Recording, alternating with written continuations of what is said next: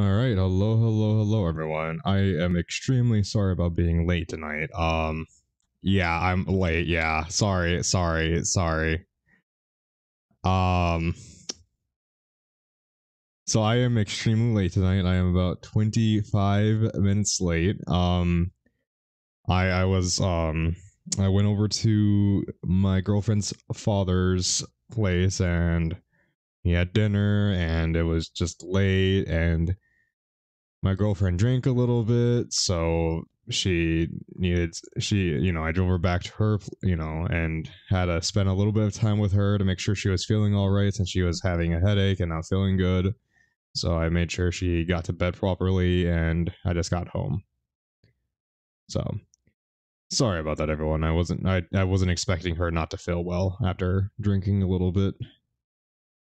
Anyways, Quebec, how are you tonight? We do not need the death counter. How are you tonight, Quebec?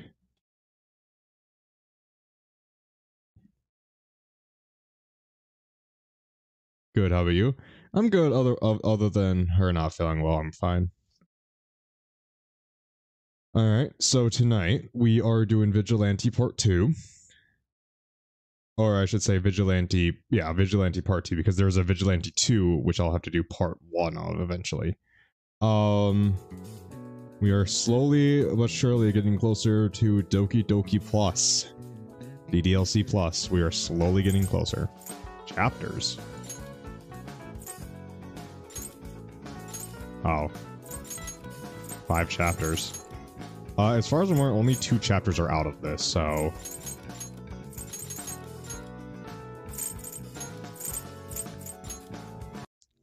So... The fuck? Jesus, oh. Yeah. So they say there's 5, I think there's only 2 out right now, and I don't know if there's a 3rd out, but I think the project might have been dropped, to be honest. I don't know for sure. I'll look into that, but as far as I could find, there's only 2 parts. I'll look into it though a little bit more just to make sure. So, if you guys remember what happened last week, we saw some people outside of the house causing some mischief. And some weird voice said we made a contract or something like that. Haha, the word support has PP in it. Hello, Lorenzo. How you tonight, man? So, yes. I don't know anything about Persona. I've never played a Persona game, so I don't know how the contracts work. As far as I remember, Persona is the one where the person has to kill themselves to summon their persona. Like they shoot themselves in the head to summon their persona or something like that. Good, how are you? I'm good. I already explained what happened earlier, why I'm late with Quebec. Girlfriend drank a little too much, didn't feel well. I had to make sure she got to bed properly. So, that's the summing up. Where are the sound alerts? Are sound alerts not on right now? There should be sound alerts.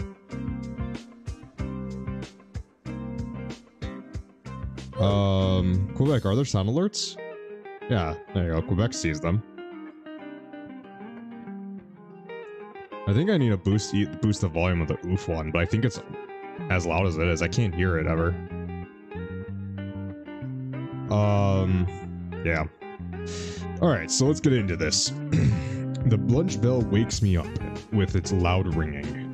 I hear a bunch of kids getting up and talking amongst themselves as I raise my head off the desk. It doesn't say you're affiliated? What do you mean it doesn't say I'm affiliated? That's weird. If they took away my affiliation, oh well. Geez, I haven't even finished my first week and I've already slept in class twice. Granted, this time was probably due to what happened last night. I still can't come up with a proper explanation for all of that.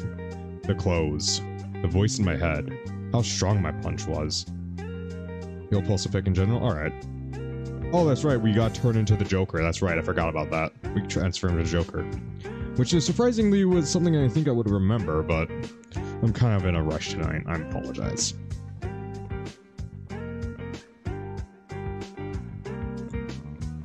Lorenzo, you may just need to reload your page.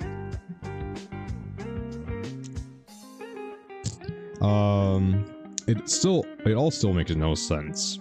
Joker. Oh, that's right, my character's name is Joker too. I forgot about that. I'm suddenly ripped out of my thoughts by Sayori's cheery voice. What bitches? Yeah, exactly. What bitches? Who are the bitches, Stingray? I don't know who you're talking about. Are you talking about the Dokis? Oh. Yeah. What up, bitches? Yeah, you know, that it kind of helps having the up there, you know. What difference one word makes in the English language. I turn my head to the right to see her skipping towards me. Do you want to have lunch together? Sure. After looking at me for a bit, Sayori frowns. Well, there you go, Lorenzo. You found the ara. There you go.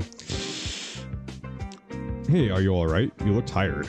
Wait, have you been staying up again? An annoyed look grows on her face as she gets ready to lecture me about my sleeping habits. It was something she'd always get on me about when we were younger. Yeah, I had a lot of homework last night. These classes have been really kicking my butt. Oh. Well, at least you're getting your work done. She then gives me a somber smile after hearing I wasn't slacking off. Still says I'm not affiliated. Stingray, does it say I'm affiliated or not? There you go. That's the best way to figure it out. I must be because the sound alerts are still working, so... Unless they just forgot to take away my privilege for sound alerts, which... What the fuck is on my hand? Oh, yeah, that works still, so...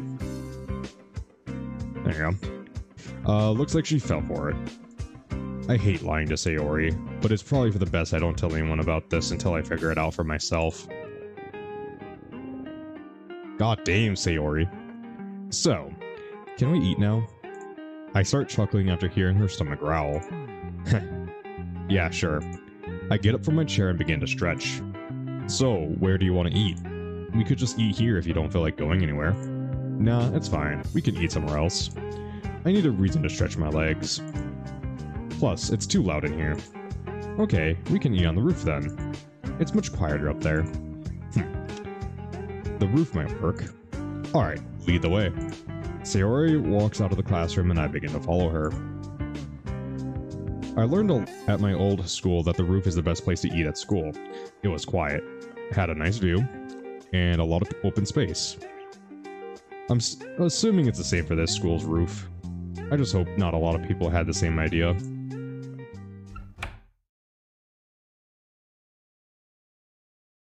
Finally, some nice, fresh air. I walk over to the railing and look at the city. Huh. You can see a lot from up here. This is a pretty good vantage point for this part of the city. Wow, this view is amazing. I would like to think many others would agree with you. Huh? I didn't even notice that someone else was already up here. They sound... Is it Monica again? I turn around to see the source of that voice. Okay. I see Monica sitting down with her back against the fence as a bento box lays beside her. Monica? Okay, so I'm not, like... I'm not gonna try being mean here. But...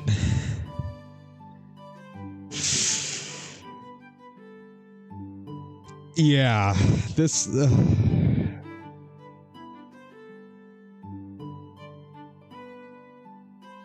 Like, I don't think it's bad. I think it just lacks a lot of detail. I think that's the problem. I think if some more detail was put into this, it would look decent. That's what I think. What the hell? Her tits are too small. That's the problem. Yeah. I don't think they're that I don't know, Stingray. You must have a better superpower than I to be able to tell the difference in tit size just from a glance. My superpowers, I don't care, make tits better. Is your opinion that the bigger is always better, Stingray? Monica, what are you doing up here? Eating my lunch, of course. Yes, of course. I always eat up here. Do you always eat up here alone? Something to grab? Stingray, what would you even know about that? Something to grab, he says. I thought you'd be eating with the other people, considering how popular you seem.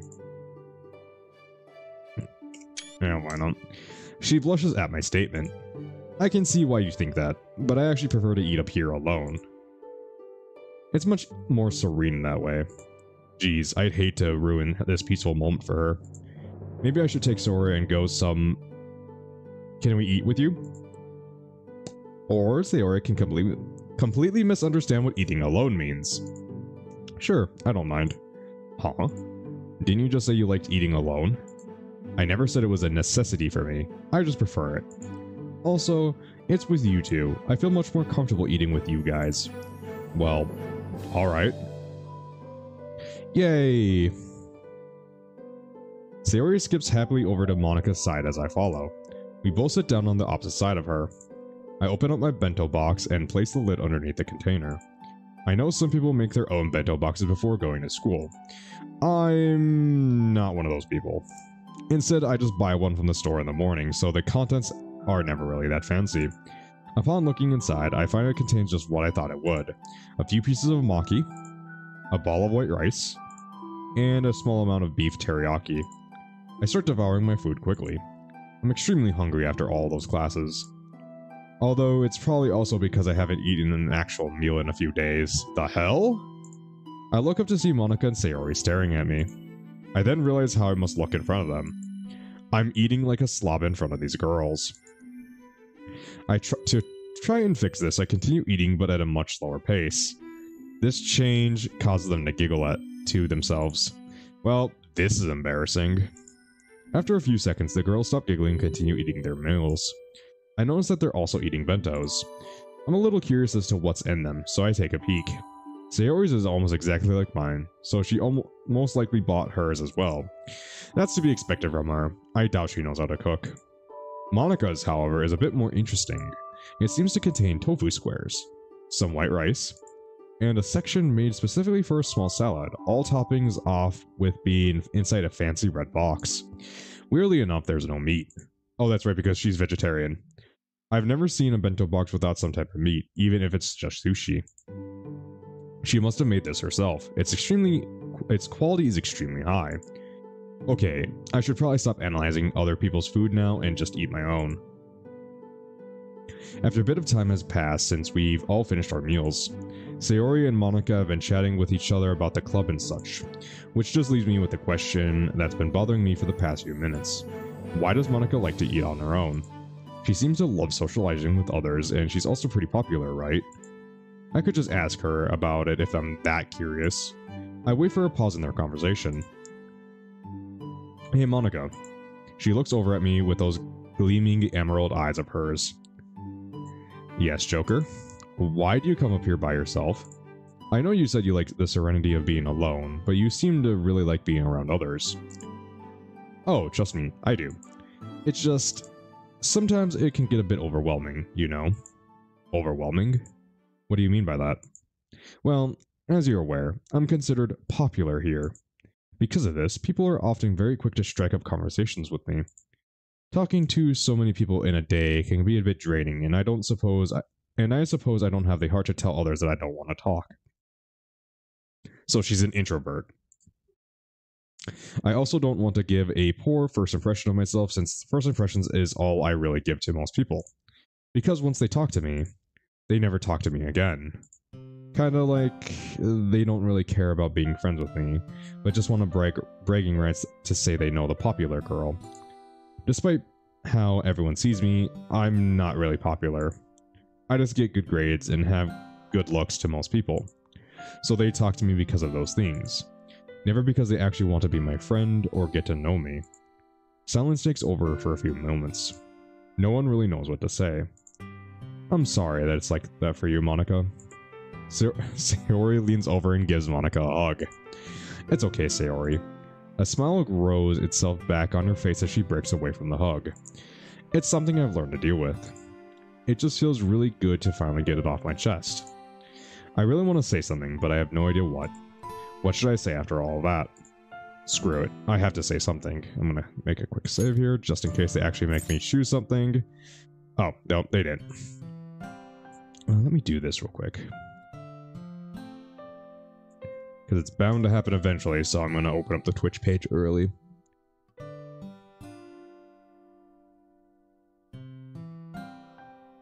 And also while the nice music plays, why not?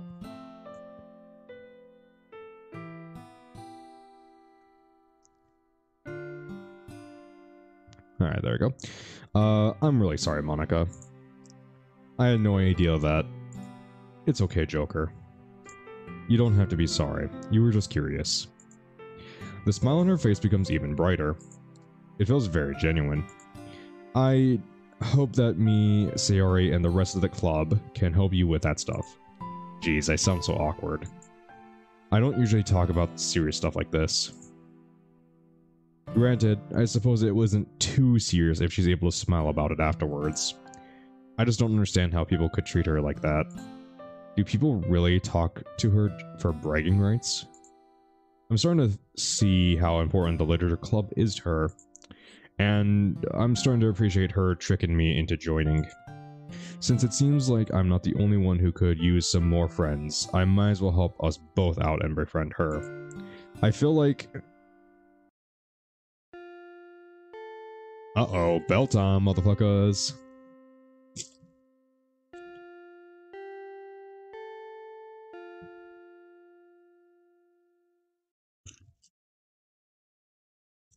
And there's the bell. Well, we should probably get going now. Thank you both for keeping me company. I had a lot of fun. I hope we can do this again sometime. We totally will, right, Joker? Sure, I'm down to do it again. It was nice hanging out up here. I'm glad you two also enjoyed yourselves. See you at the club. And with that, Monica goes to the other side of the roof and through the double doors. It seems like her classroom is on the other side of the school. I'm also watching her leave, but I can't help but feel like someone is watching me intensely.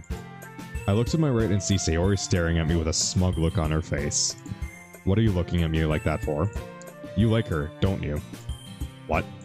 You do. What are you on about? I didn't even answer your question. Come on, it's so obvious. Your face is turning red after I asked you. You sitting really close to her while we were eating. You looking into her lunch. Oh, and you also. Can you calm down? All that meant nothing. And besides, I looked into your lunch too. What? That's invasive. Is it really that invasive if you were fine with me doing it to Monica? That's a special case. How? Because you like her. No, I don't say... I cut myself off and let out a sigh. Come on, we have to get to class. Sayori giggles behind me as she follows me through the door and down the stairs. I decided to spend my time with Sayori today in the club. Oh my god, okay. Mostly because the other choices aren't the best at the moment. Choosing Natsuki or Yuri has the risk of me being involved in another argument, or choosing Monica will get me endless teasing from Sayori about it. And besides, hanging out with Sayori is nice. I don't want her to feel left out because I've been hanging out with her friends too much or any... Okay, finished. You can turn around now. I turn around to see Sayori covering a piece of paper that she was drawing on for the past few minutes. Are you ready to see it? Sure, hit me with it. Back when we were younger, Sayori would always draw little doodles and show them to me. They were all okay looking, considering they were just doodles, but I always told her I loved them just to protect her feelings. I wonder if that's still a requirement, considering she's not a kid anymore. Ta-da! Sayori takes her hand off the paper and I'm finally able to see the picture she drew.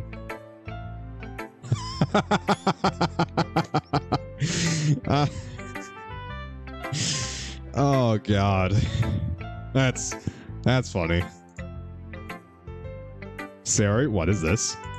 Well, it's you, and it's Monica, and you're in a big... I know what it is, dummy! Then why did you ask? I meant, why did you draw this? Because it's cute. That's not a good answer. Hey, Seven. Also, I've never made that face before.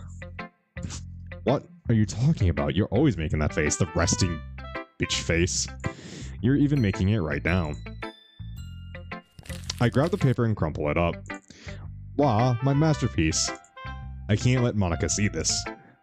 I wasn't going to show her. Sayori pouts and gives me a dejected look. Whatever, just don't draw stuff like that. How are you tonight, Seven? Give me, like, half a second.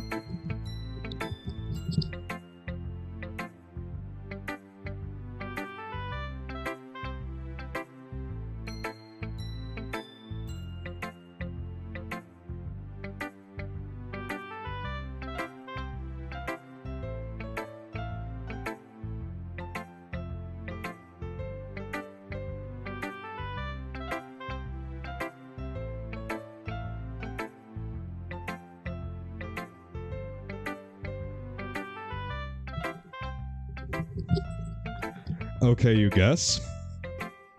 You good, Seven?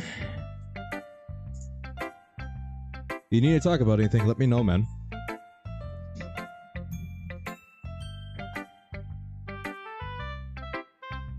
Alright, whatever, just don't draw stuff like that. Okay.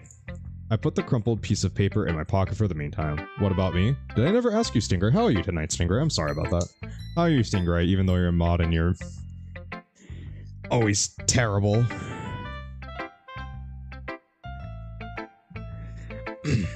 I'll throw it in the trash before I leave. I don't feel like getting up right now. I turn around to see if Monica noticed what we were talking about. How are you, man? How are you? Okay, good. She was just writing a piece of paper while humming to herself. Looks like I'm in the clear. Everything is fine. It's always boring. It is always boring in Philadelphia. Actually, you're doing terrible. What's wrong, Stingray, man? Do you need to talk about it? That's all. Well, if it's boring, you want to be a voice actor, right, Seven? Maybe you should practice doing voices or something if you're bored. Like I don't know, doing like trying to get a specific tone or something, and see if you can match it with that tone. Your birthday's coming up, and I wish it never happened. Dude, come on, Stingray, man, it's all good. What, like?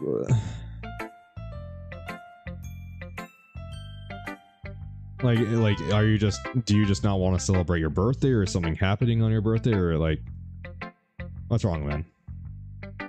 You just hate your birthday? Why? What's wrong with your birthday, man?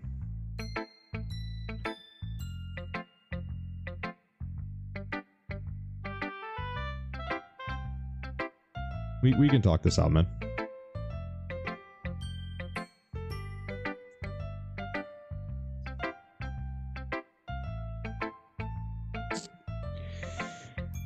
Looks like I'm in the clear. After reassuring myself, I turn around to see Sayori is writing on another piece of paper. I don't know how to word it in front of my parents. Well, maybe, Seven, you can do a bunch of, like, segments of doing voice acting work and ask them to give their opinion on it. I don't know, it's just a terrible, like, it's the one that I was born into life, and right now life is boring and sucks. Stingray, well, let me tell you something, man. Life is, not every single day in life is going to be an exciting adventure. Some days are just going to be boring and very casual. But want me to tell you something? You should, take those days that are boring and casual. And, you don't need to do something amazing. Maybe try a new restaurant. Maybe go out and do something, just a small something you have never done before. Maybe go out for go get a specific type of ice cream that you've never tried before. Give it a shot, it's... If things are kind of boring like that, it's called a rut, and there's things you can do to get out of it, and it's my life right now is in a rut itself, where I haven't had a client in 9 months. I stream most nights. It's more or less consistent. Me and Reaper are supposed to grind on Rust, but he canceled because he's streaming with Smaves, and now me alone. Dude, you're never alone, man. And like, in my defense, you hate people. I used to hate people too, Seven, man, but you just gotta get used to it, man. Like, I worked in a gas station for 2 years, and that got me used to at least acting good in front of people, or acting like I was an extrovert, but internally I hated it. You just kind of, in the real world, you just kind of have to suck it up and, you gotta just be a big man, But Stingray, you're never truly alone, like, yeah, Reaper, Reaper can't, Reaper's done the same thing to me. He's the one who suggested to, hey, you should do Doki Doki mods. I'm like, Doki Doki mods, that could be interesting, I'll do it. Because he was, one of my more consistent viewers at the time. And now he's streaming with Smames now too, and he's almost never in my chat. But he's also in mod for Smames, so I can kind of understand it, And it sucks that he does that, but it's something that he has to learn, that he can't keep on canceling on people, otherwise, you know, people are just not going to want to make plans with him. And he's got to learn that himself. So, I mean, you don't need to be vindictive about it, but maybe next time he wants to make plans, you just say no. I've had to do that with people before too, where they've canceled on me multiple times, and I just go, no, I don't want to do anything with you anymore because you keep on canceling on me. I'm going to set something up, and then you can come to me. So you should kill him. No, you just don't be vindictive about it. Just be you. Just, you know. You've been very sheltered, so social interaction and tolerance are problems for me. It's just something that you have to slowly... You gotta... So there's a thing called emergent therapy? I think that was called, where you slowly introduce yourself to these scenarios. It's used for things with people with, like, physical fears. Like, say, a fear of dogs. Where you introduce them to, say, a very small chihuahua or something, like Sophie. And then you slowly, you know, after they get comfortable with that dog, you introduce them to a bigger dog, like, you know, a slightly bigger dog, and slowly get bigger and bigger dogs until they can, you know, deal with a Saint Bernard, which is one of the biggest dogs, and be completely casual around them. So maybe that's kind of what you need, Seven, is just some emergent therapy. Maybe, you know, you spend... Maybe when you go out, you talk to a random guy for, you know, 5 seconds or something like that about some random topic, like how, you know, the weather's hot today, the weather's cold today, it's raining, you know, whatever. And you slowly build up social interaction like that.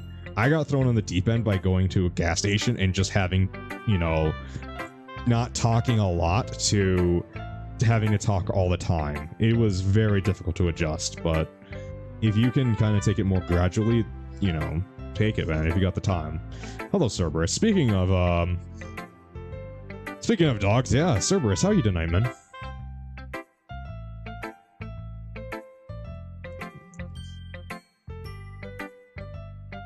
I've been taught to not talk to strangers. Yeah, you're 26, dude. Talk to another adult. Talk to another adult who's, you know, seems to be around your age. Just talk, you know. How's the weather? More like speaking to have to adjust to socialization. It's you. I think it's most of us, to be honest. Because I had the same problem where I've at least had I was at least thrown into the deep end where I had to sink or float with socialization and had to just deal with it with having a, you know, cashier job. I just had to deal with it. Yeah. But I still hate talking to people, which is really weird that I stream. Which makes me wonder, again, why I stream, but you guys seem to enjoy it. I enjoy it. You know, it's getting me to play games I never really would have played in otherwise. I currently live in an area that has a lot of dangerous individuals. Okay, so maybe don't do that then, but, you know... something you should do something to be able to have quick conversations that you can break off very quickly if you start feeling super duper uncomfortable, you know. I don't know what to tell you, Seven, you know, but it's something to think about, you know.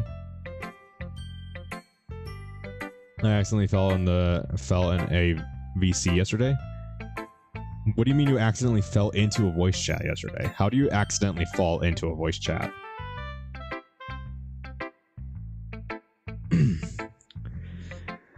After reassured myself, I turn around to see Sayori's writing on another piece of paper.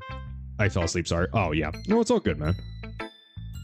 What was it, the VC we were in, or was it a different VC? By the way, did you finish your poem? Yeah, I finished it on the first night. Whoa, that's amazing. Different? Okay. Was it campfire? Huh, what is it? You actually wrote a poem. Oh, shut up. Nope. Oh, well then. That must have been real embarrassing. Sayori sticks her tongue out at me like a child. Well, it's time to exploit one of Sayori's many weaknesses as payback. Oh, Cerberus. Also, this Doki Doki mod I think is based on Persona 5. So, I don't know if you've ever played Persona 5, Cerberus. I remember you having more Persona knowledge than I do. I wait until she's focused again on her drawing. Me and Charm went over to learn this over and then you passed out? Ah. Okay, time to strike. The city I used to live had an issue, but I've always been cautious who I let into my social circles. 7, you're not letting them into your social circle. You're just making small talk. That's all. You're not inviting them out to hang out. You're in a line to order, you're in a line getting something from a gas station or something like that. You're getting gas, you're getting some chocolate, milk, whatever. Or in the grocery store, just the person in front of behind you gets like, the weather's insane today, huh? And it's like, they go, yep, and that's it. It doesn't need to be anything more than that. But just being able to do that should slowly get you acclimated to be able to just, even I still, you're paranoid. I'm paranoid too, dude. I'm fully, like, I've almost punched people when they've, touched me. Like, I don't like physical contact and stuff like that. Like, I get it, man. I get it. Okay, time to strike. I quickly pinch Sayori's side with a bit of force. I might want to get a laptop that can run Steam games and stuff. Maybe. You blame your mother. 7, it doesn't matter who you're, who's at fault. It's reliant on you to be able to fix it. And only you can take that first step. Is this about wanting to get more comfortable meeting people? This is just getting more comfortable with conversating with people. Yeah. Because 7 wants to be a voice actor, which I think is, very admirable. That's a very difficult profession to get into. So, but you need to be able to socialize with people to be able to talk about what's going on and stuff like that. And so,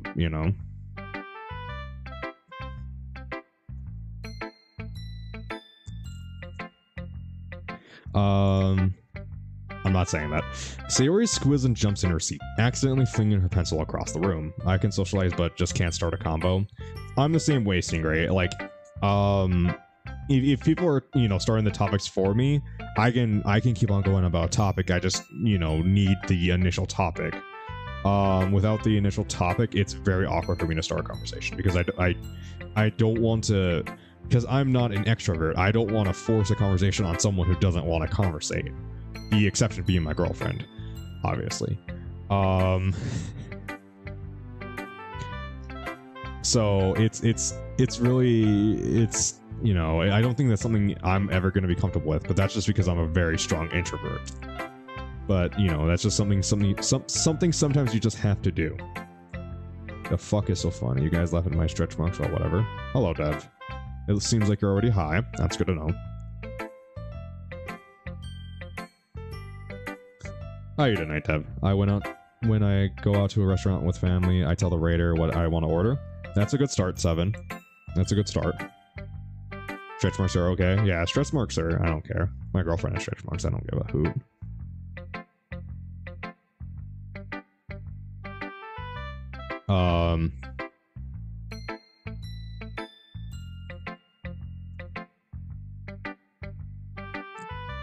Cool tattoos. Natural tattoos. Nice. Ow. And it hit Natsuki on the head. Sayori, what the hell? I'm sorry, Natsuki. It was Joker's fault. Sorry about that, Natsuki.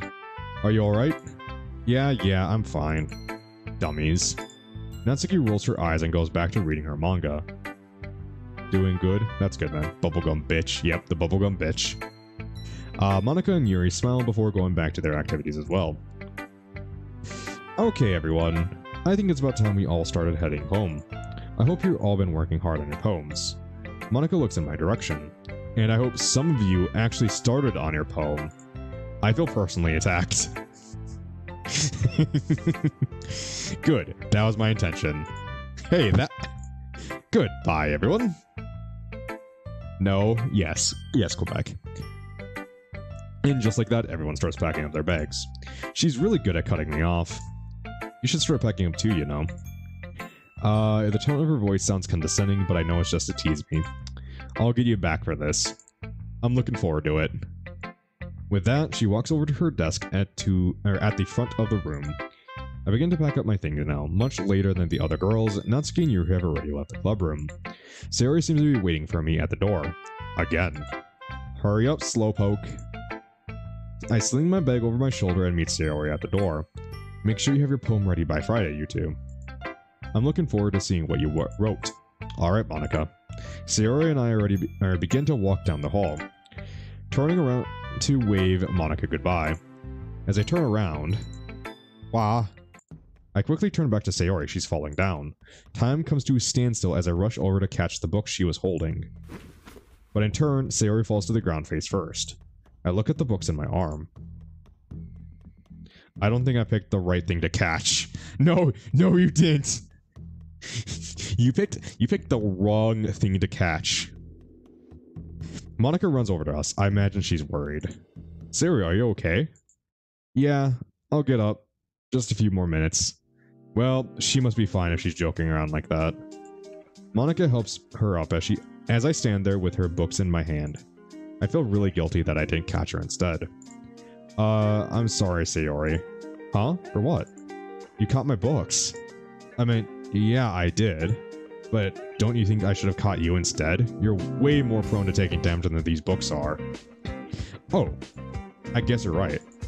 But to be honest, I'm just surprised you caught anything at all during that. Hey. Bitch. But honestly, don't feel bad. I'm fine. Thanks for catching my books, though. It'd be a real pain if any of these got damaged. Don't you mean more damage than they already are? Yeah. I never was the best at taking care of books. How do you not take care of books? You literally just don't spill shit on them. Unless I'm wrong about that. Am I wrong about that? And you never will be if you keep being this clumsy. I give Sayori her book back and she begins walking down the hall. I try to follow her, however. I completely fucked up books. How do you completely fuck up books, Quebec? How? How do you do this? I have how many books sitting on my shelf right now? I have dozens of books sitting on my shelf right now, and none of them are in terrible condition. None of them have been fucked up. Throughout all the years I've had them, none of them have even come close to it. How the hell do you do that? I'm genuinely curious. I try to follow her, however Monica stops me. Those were quite the reflexes you had there. Leaving them sitting in a bag. Is that it? Like, I just have nowhere to place them. I mean, fair enough at that point, Stingray. I'm usually very organized and careful. Yeah, I am too.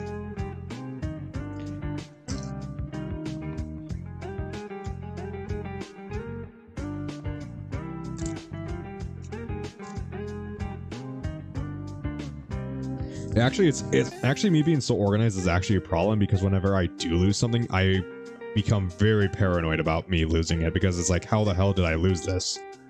So it's actually kind of unpleasant. Really, you think so? Yeah, it seemed almost superhuman. She continues looking at me with a curious expression on her face. Does she know something that I don't? Well, I should probably stop hassling you and let you leave now. Just wanted to let you know how impressed I was. I feel my face becoming red like a rose. I guess we're the only ones, J-Man? Yeah. I don't think we're the only ones, I just have the feeling that we're the only ones in chat right now because, well, we're both paranoid. I impressed her? She's gotta be lying. Oh, alright. Thanks, I guess. I give Monica a smile and then start walking in the opposite direction trying to catch up with Sayori. At least they got awkward high school boy down to a fucking T. I get a familiar feeling on the way home with Sayori. The feeling of someone watching me. I turn to look at Sayori and, lo and behold, she's staring holes at me once again. Was it now? You really like her, don't ya? You waited for me to notice you just to say that. You're dodging the question. I let out a long sigh. I don't like her, Sayori, at least not in that way. She's just a friend, and that's all. Being an introvert and trying to cure your own social awkwardness can be complicated. In the end, in my opinion, perhaps one of the most helpful things to keep in mind is that few people are actually socially adept. This is true. Most people just fake it until they make it. Fuck, I did a foul damage and lost everything. Are you playing Minecraft, Stingray? Or are you playing Rust? Rust, ah. A game that I will likely never play. She's just a friend, and that's all. But your face was red again when you talked to her. You shouldn't. Yeah, I don't plan on to. All guys blush when they talk to girls. But you don't blush when you talk to me because you're not a girl. That's because you don't count. Hey, what do you mean I don't count? I don't know. I just don't see you as a girl. Oh. Okay, that was probably the wrong choice of words. Yeah, no shit. Ugh, whatever. Just answer truthfully. Do you like her or not? I've been telling you the truth, Sayori. I don't like her. Damn, you too. Damn, too flat then. What do you mean too flat then? She's only a friend. Okay, if you say so. We both go silent for a few moments and just continue walking down the path home. Even I blushed during high school? Yeah. Yeah, no, it's true. Even I blushed when talking to whenever a girl that I wasn't used to talking to did talk to me. It was very awkward. I don't blush anymore. Sure, Stingray, I totally believe that. Totally believe that. I think I finally got her to understand. I'm sure you'll have a crush on her eventually. God damn it, Sayori. Her teasing just won't stop, will it? We'll see about that. Oh, look, we're already home. Wait, really? I looked up to see that she's right. We've stopped right in front of my house.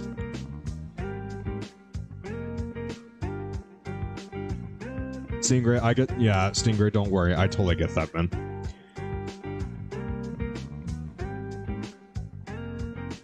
I totally understand that, Stingray. I guess I was so busy arguing with her, I didn't really notice how long we've been walking. Well, I guess I'll see you tomorrow. See you tomorrow, Joker. Alright, homework's done. I guess that means I got some free time now. What should I do, though? Play a game? Watch an anime? Take a nap? As I think about this, another thought starts to plague my mind. I remember back to yesterday when I caught the vase. I know back then I chalked it up to me being crazy, but I'm starting to think that's not the case. To figure out what happened with the vase, I have to figure out why it happened. Why did the vase fall in the first place? I don't remember this vase, to be honest. Was it because oh, that's right, the fridge. Yep. Was it because I slammed the fridge too hard? It did make a louder noise than usual when I closed it. The weird part of it, though, is that I didn't push the door very hard. I think something happened to me, but I'm not sure what. Okay, let me try to remember when this started happening. It was right around the time my head started to hurt. I never actually took the time to question why my head hurt that badly, why I heard a mysterious voice, how I was able to punch that guy that hard. The average person only has the leisure of not being as painfully aware of their social flaws, but an extrovert can be socially awkward. Would you really call it socially well adjusted for a person to feel the need to fill silence by whatever means necessary or press topics of conversation or conversation in general? That the person on the other end didn't appreciate. You know, fair enough.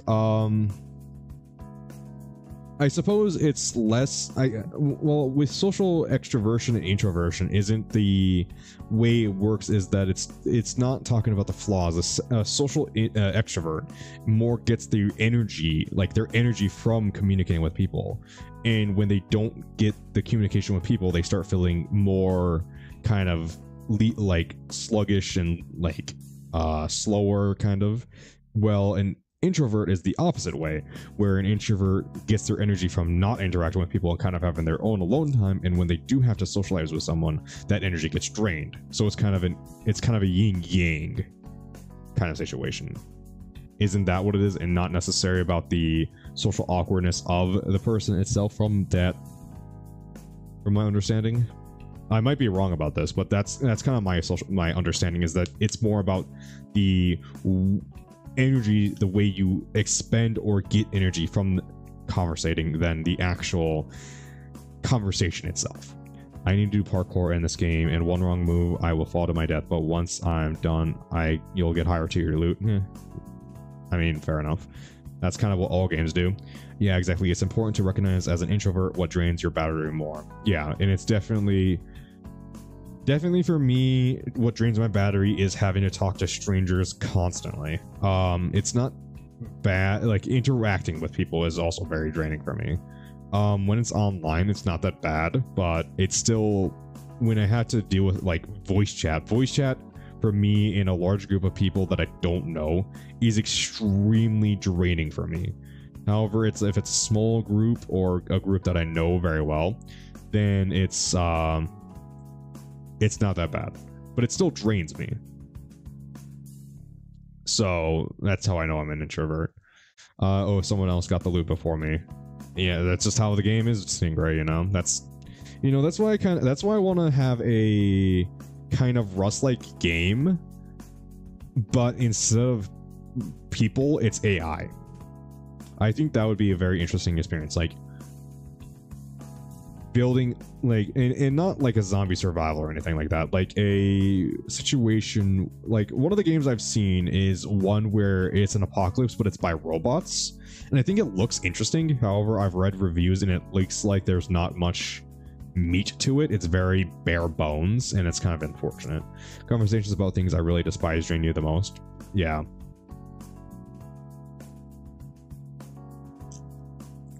No, I totally understand that, Seven.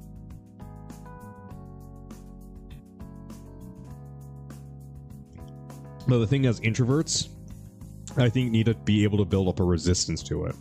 Just like how extroverts need to build up a resistance to not talking, introverts need to build up a resistance to being able to talk.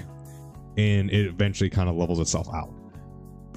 Someone just killed me. I hate your life. That's why I don't want to play a game like that. It's like, oh, that's why I don't want to play DayZ either on a public server. It's like, well, I just got shot in the face by someone with a sniper rifle by 1,000 meters away. What the fuck was I supposed to do about that? And just, okay, cool, you do you. Yeah, no, I totally get that, Seven. I totally get that.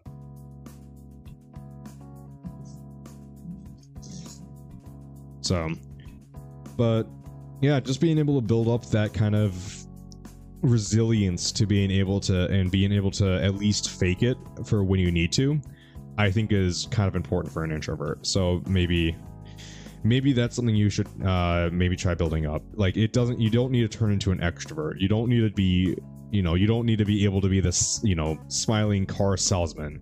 You just need to be able to conversate enough and be able to fake it enough that you can get through day-to-day life. Rust takes over your life. I don't know. I haven't, and I will probably never play Rust. It just does not seem like that interesting of a game to me. Again, if it's an interesting enemy and it actually has meat to the game, I would actually very much enjoy a game like Rust in that situation, especially if it's co-op or something like that. Until I get something like that, I'm gonna be just left for want. It's unfortunate, but how could I have just shrugged it all off? I must have been really tired. There was that dream too, with that ball of light. What happened before that headache? Did that ball make me like this? I get up from my bed and start pacing around my room, giving the whole situation some more thought. That ball of light had to be the trigger to make me like this. All of those weird things happened after I had that dream. I try to think of them all. My terrible headache, slamming the fridge without trying and catching the vase, the loud voice I heard in my head. I think this would explain where the mask and jacket came from as well. Rust's multiplayer survival game with challenges against the player, like AI or animals or other players. Yeah, see, it's the other player part that I just don't enjoy. It's okay to communicate that you don't like a topic. A person actually worth speaking will respect social boundaries. That is true. That is true, Cerberus. I'm thinking of more in a work office, like work scenario, than a just generic on the street or kind of small group conversation, though. That's what I'm more thinking of than and kind of saying to than that. Which, I mean, that's still true to that. If you're in an office setting and there's a conversation that you don't feel is appropriate, yeah, you can just say, don't, I'm not talking about this, man. You gotta move on. Which at that point, if they keep on talking about it, you can actually have actionable things to do at that point. So there you go. How else would it show up on my body and then later vanish? Catching Sayori's books was another weird one. It was the same feeling I had while catching the vase. My head begins to hurt just thinking about all of this. Do I really have some special powers or something? I guess I could test it, right? But how am I going to do that?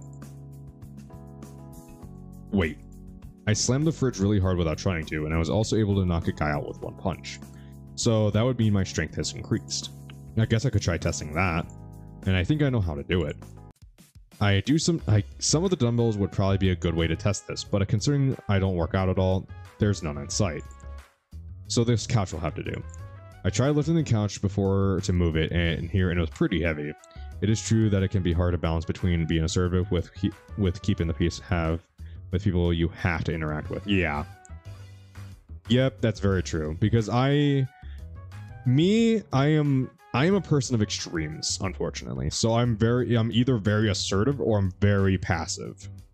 And that's kind of how my topics go. And I'm sure you've seen some of that when I'm playing games or something like that. I'm very black and white with how I do some things.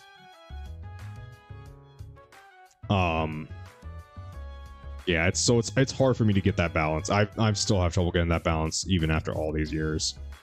It's just something I have a problem with, but some people can get that balance just right. I mean, it's just practice, That's all it is. It's just practice, practice, practice. Just like with any skill, with any technical skill, you need to practice. With any social skill, you need practice. That's just how it is. You're gonna make mistakes along the way. You're gonna make yourself look like a dumbass, but that's just how it is. Everyone goes through that. I ended up with just letting the movers do it as to not strain my pride, but I would have an easier time with lifting it now. I walk behind the couch and grip the bottom of it. I try as hard to lift it up. I actually end up realizing I don't have to try as hard because it's pretty light. It was nowhere near this light when I tried to lift it before. I slowly put the couch back down. Well, that's very reassuring to know that I'm not crazy and that I actually have some weird powers. I wonder what I should test next. Time slowed down when I was trying to catch Sayori's books and that vase. Or at least I thought it did. I was most likely moving really fast, which would explain that one time I was out walking Sayori without even noticing. But now the question remains, how do I test my speed? I guess I could just run around the block and judge it like that. I put on my shoes and walk out the door to test this. It's pretty warm out here tonight. It seems like good running weather. Alright, let's get started. Okay, Cerberus, I think you've played Persona before, right? Is it a normal thing for the people who have a persona to be quote-unquote superhuman? I don't know, I've never played a Persona game. Ultimately, I don't think it's wrong of you to want out of a conversation, and also realize that for most part you don't owe other people certain reactions. No, that's very true. Unless you're like socially obligated, like if it's your boss or something like that, and it's about your work, or if it's your if you're in a relationship with someone, like, then it's kind of, you kind of have a certain expectation that you do need to have a conversation if it's something that needs to be talked about, So yeah, if it's some random person, like, it's gonna be to degrees. Like, if it's just a stranger, you don't owe them shit. If it's a friend, you owe them maybe a little bit, but there's a line that gets crossed with a relationship even more. With a boss, it's a certain different line. So yeah. But yeah, you're definitely right. For the most part, you don't owe people shit. I stretch a bit and then start sprinting down the road. Oh, look at that's where we met Dark. Hey, I'm at the school. Wait, the school is usually a 20-minute walk for me and Sayori. How long have I been running for? I take out my phone and check the time. Only 2 minutes have passed. I've only been running for 2 minutes and I made it all the way to the school. That's insane. Also, shouldn't I be tired or at least sweating from all of this? I'm not athletic at all, so I should be out of breath at least. Did my stamina increase too? Ladies. Honestly, I feel like I could run forever. You know, I think I'll do that. I have not played Persona 5 yet, but it's probably mostly like the Persona is anime-like, so sometimes characters are superhuman just because Personas themselves possess supernatural, magical, and they're demons. As are demons. Alright. Alright. Thank you, Cerberus. That is literally all of my Persona knowledge given to me by Cerberus. I literally know nothing more about Persona than that right there. So... Alright, I did not know the Personas were demons, though. I thought, if anything, I thought they would be more angelic or something like that. Fighting demons, but there you go.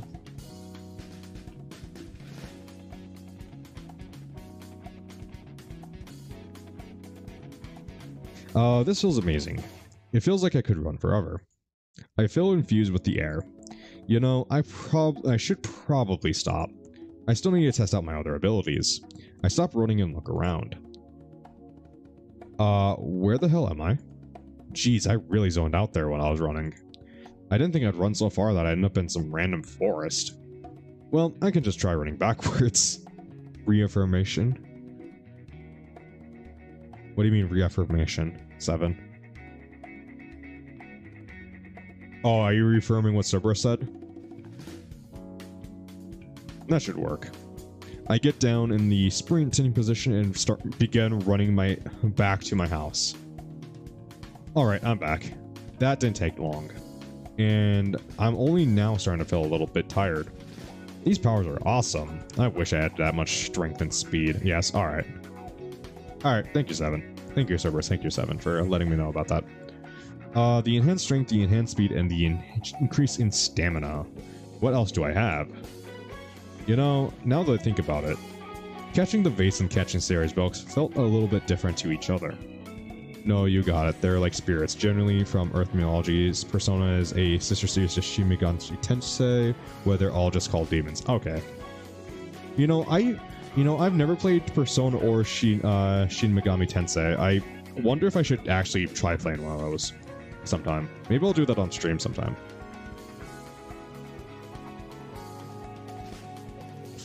The vase was me moving in one direction to catch it. But with the books, I had to change my direction multiple times just to catch them all. That's not just speed, that's agility, right? I think I know a way to test this. If my agility and stamina have been increased, then I should be able to climb things. I latch onto the tree in the forest. I'm really glad no one can see me acting like a child right now. I was about to say I don't know a thing about Persona. Oh, okay. Alright then. Granted, I don't think many people are just wandering forest at night. Unless they're, like, wandering nomads or something. Anyway, back to the test. I climb up the tree and stop close to a branch. Okay, I should be able to jump for that branch, grab it, and pull myself up with it. If I don't grab the branch, then I'm taking quite the fall. I get ready to jump, and then do so. I reach out my hand and... bonk. Ow. Okay, that could have gone better, but I was close. I think I can do this, I just have to try again. I make my way back up the tree's trunk. Let's try this again. I jump once again, reaching out and... damn it. And there goes another jab at my pride. Don't worry, it's not much there in the first place. Strangely enough though, I've fallen twice off this tree. And I'm not in much pain. The ground even feels hard when I hit it too. Did my endurance improve as well? Ladies. I gotta stop saying that. Regardless, I have to try one more time. I can do this. I go back to the trunk once more. And once again. I leap. I fully expect to miss the branch again. But my fingers wrap around something. I got it.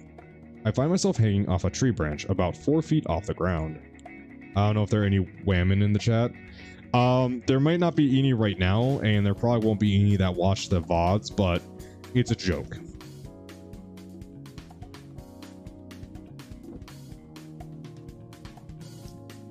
So, thank you, Stingray, for ruining that. I reach my hand out to another branch. And, and leap again. I grab this one as well, placing me high into the tree. This shit is so cool. That thing I grabbed in my dream was some kind of power, I guess. Not sure if it's relevant to know, but most Persona characters possess a single persona. And the main characters are consistently noteworthy because for some reason they can channel a diverse array of persona. Okay.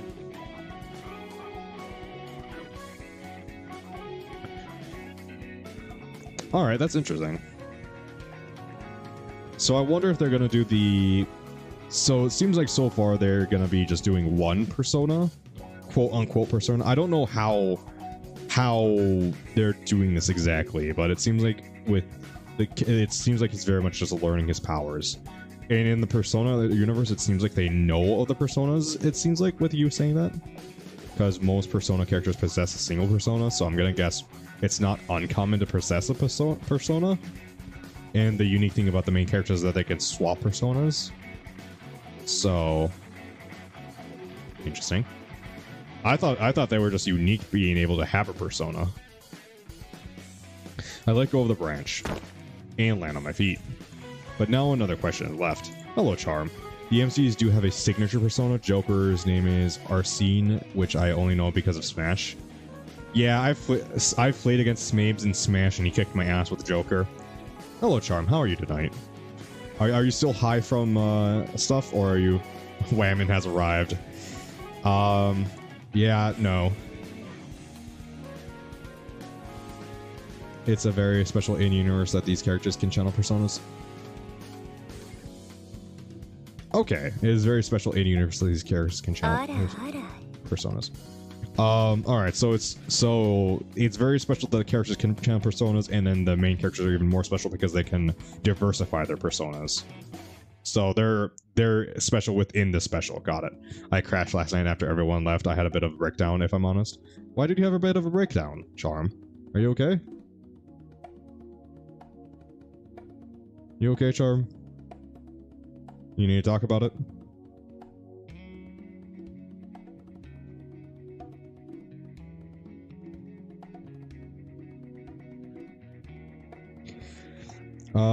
Who was that weirdo who talked to me in my head? Was that part of me just being crazy? Well, considering I just proved that I have supernatural abilities, I slightly doubt that. I should probably head home now. It's getting pretty late. I step into my room thinking it was all the way up the stairs. Let's talk about it if you want, of course. Yeah. Yep. I step into my room thinking all the way up the stairs. Perhaps the question about the voice will be answered some other time. I just hope that I don't get more of those damn headaches.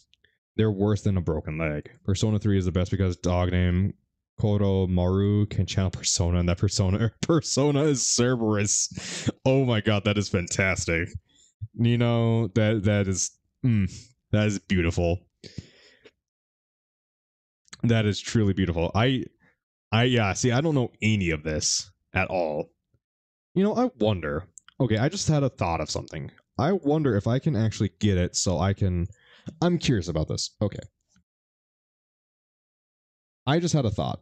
So everyone knows how I have the white text, right? Life has been really heavy lately. I haven't been myself for a while. I feel like I'm putting on a mask that makes other people happy. Oh god, Charm, you're becoming Sayori. That is literally Sayori's entire thing. You know, you don't... Oh, what's this? J-Man, okay, so I just opened up Stream Elements. J-Man, you've been invited to CE Sponsorships Early Access. Okay. Whoa, okay, Charm, okay.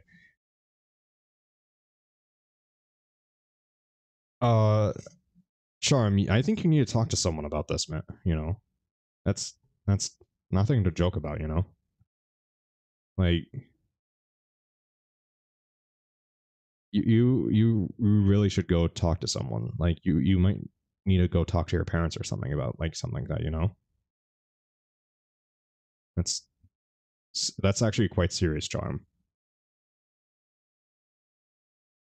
Like, you're gonna see your skill counselor tomorrow. Okay, that's good, Charm. You're taking, that's really good steps to take. It's actually really good that you're aware of what's going on, that something is wrong, and then you're taking steps to fix. That's really good. And yeah, be safe. Yeah, exactly. Like, trust who you can, Charm. Talk about it who you feel like you can talk to about. Yep. And if talking to your counselor helps, talk to your counselor.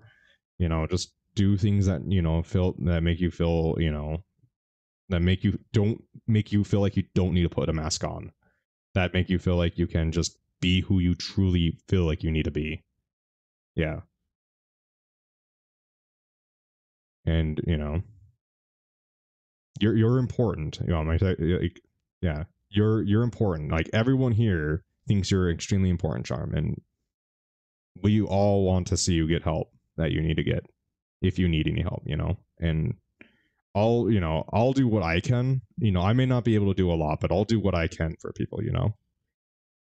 And I'm sure many of the people in the Discord and whoever else will do what they can too. So you're not alone, Charm. Yeah, exactly. None of you are ever alone. If you ever need someone to talk to, like, there's people on the Discord and stuff like that. Like, they may not be able to help all the time, and they may not be the best people to help, but at least it's a first step. And none of us are obligatory. We're not medical professionals types of stuff, but, like, we're here. And like Seven says, like, he's hey, love beats hate. Yeah, exactly. Thank you, Dev. Yeah, love beats hate. And want me to tell you something? That's the entire community, man. We all care for each other. That's the way the community has to be. Any community that isn't all about loving each other and stuff like that, is that really a community? So let's continue to help each other. So,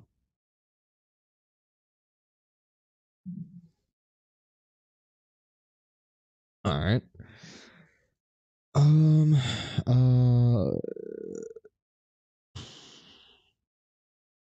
So I guess I've been invited to a early access of a sponsorship or something. Oh, this is for. So these sponsorships connect streamers with game publishers and brands. Okay. I'm doing, like, okay. Oh, oh no. Oh no. Oh god, no. Not doing that. Nope. Ain't touching that. I ain't touching fucking that. It is for Raid Shadow Legend. I am not shitting you. It is for Raid Shadow Legend. I wish I was shitting you right now.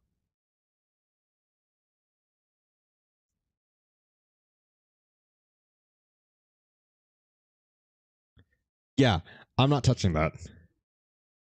Yeah, it's a sponsorship for Raid, and sell us on Raid Shadow Legends Dance for your dinner, monkeys. Do it. No, I ain't doing that. I ain't doing that. Let's see what. How does running a sponsored stream with sponsorships works? Special link to recruit new players. Every new player that installs and plays the game using your link will count towards the goal. Yeah, no,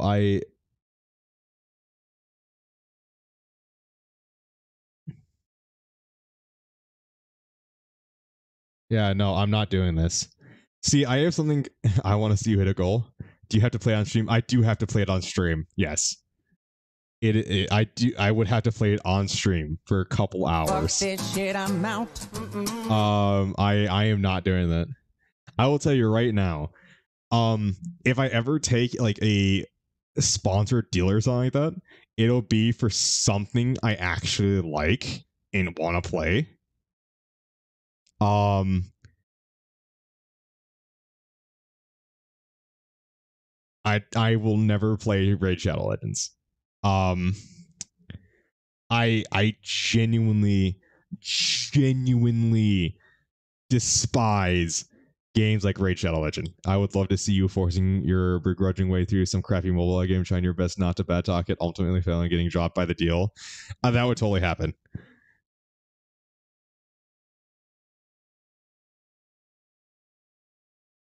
It would totally happen. I would completely get dropped by it.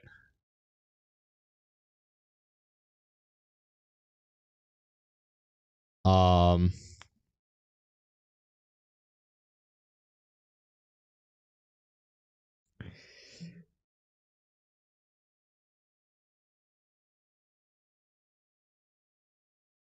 feel free to be. Can I be honest in my reactions to this game? Feel free to be honest with the community because this is a promotion. We encourage the if you can't say something nice, say nothing at all approach. Um, no, I'm not. I'm not even gonna do it. You know what's the stream sponsored by? Ray. No, my streams will never be sponsored by Raid. I will tell you right now, I will never ever take a no. I have something called morals. I have something called morals. Now let's do what I was actually going to do. I'm trying to get I'm trying to get it so I can put I'm trying to see if I can put like a shadow around the text of chat so people can see it easier. Background color. That's the background color, not to text settings. Line height, secondary text shadow, text stroke. I think it might be text stroke.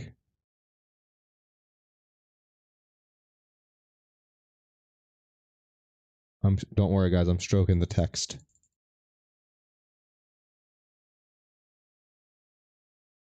Okay, let's see what that does. All right. Blah ha ha. Blah ha ha. Ha ha ha ha ha. Blah ha ha. Ha ha. Oh my god! Fucking! I just remembered about Dexter's Laboratory. Dexter's Laboratory. I just want to see JMN advance to sponsorship. I won't take that sponsorship. That doesn't seem like the right thing. I want secondary text. There we go. That's what I want. I want that, except I want turn off text stroke. But I want black, which is RB. Let's make that a bit thicker. Because I think it's a little bit hard to see. 2 pixels wide shadow? No, I'll definitely take sponsorships if a good game's offered, but no game is going to offer a sponsorship to someone who has as small as me. You want him to stare into the pits of hell. There you go. Let's try that. Playing against your sponsorship on stream especially feels canned as hell. See, that's why I want to do it for only a game I enjoy. Is that actually working? I don't think that's actually working. Show player. I don't think that's actually showing the black. No, it's not. Is that the wrong one? Is that the wrong chat box? That can't be the wrong chat box. Right? Lamo, JK, you do you. I'm going to do me, and I'm not going to do a sponsorship like that. If it was for like Mech Warriors or something like that, yeah, I totally take that. Like, yeah, dude, I enjoy playing Mech Warriors. Yeah, I'll play Mech Warriors on stream for like 5 hours. Sure. Or if it was Halo or something like that. But again, I'm too small for something like that. And I don't think I'll ever get big enough for any company to notice me like that, unless it's a small company that, I'm like one of the only streamers of. And at that point, I just do it for free. I'm already streaming it. Why, I don't need any more incentive. I don't know if this is working or not. I don't know if this is the correct chat box. Hold on, let me.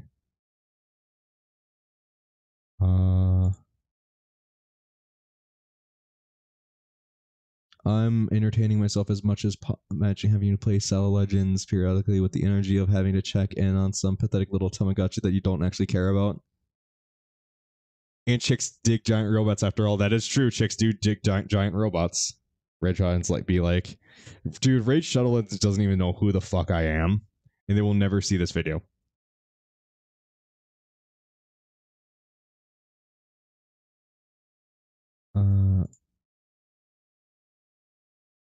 Actually, I can do this, can't I? Or not. Don't lick the nut charm. I don't know if this is working or not. I swear this should have put a shadow on them. Or is it not thick enough shadow? Does the text have a back, like text shadow to it at all?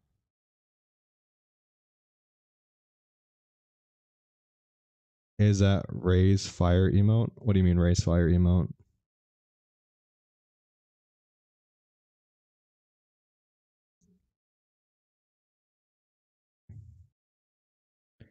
I'm genuinely trying to fix the text right here because I feel like this really needs to be fixed because you need to yeah, someone needs to clean that charm.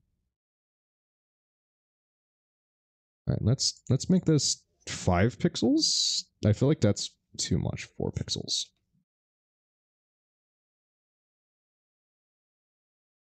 What am I supposed to lick then? Okay,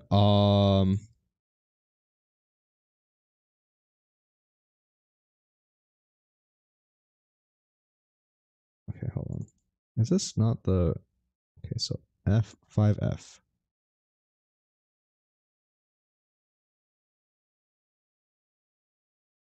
Oh, it's a different overlay, that's why. What? Ow. What?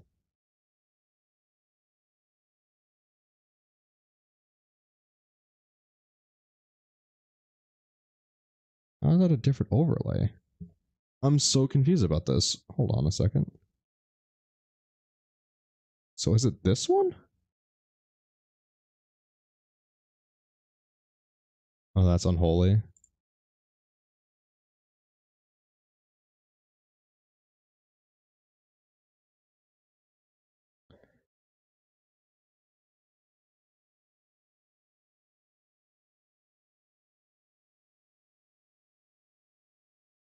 Did that fix it? Oh, there we go. There we go. So for some reason, I'm using Chatbox Test as the main one, and that's super confusing for myself. Okay. So there we go. So that should be a little bit easier to read, I hope. The nut. Wait, what doesn't taste right? Where's that pen? There we go. Oh, that's unholy. Charm. Again, you can't do that to Charm. You can't... Like, you can practice in your own private time, Charm. I don't know if you should be practicing when you're on, like, in-stream chat. I don't know about that. I really let's see. I really hope there aren't some types of bad trade-off for having these powers because I'd trade them back if that was the case. Suddenly, my body produces a loud yawn. Looks like testing my powers really knocked the wind out of me. Who is in chat?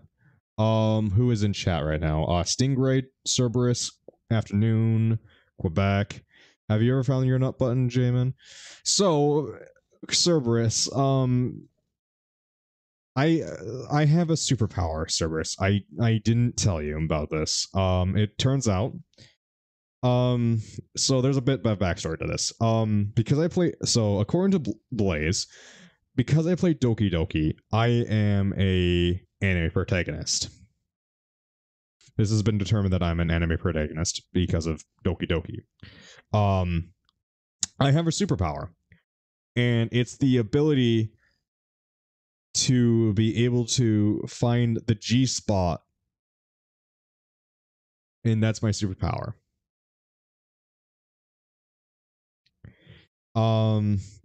And so putting those two together, I'm not an anime protagonist.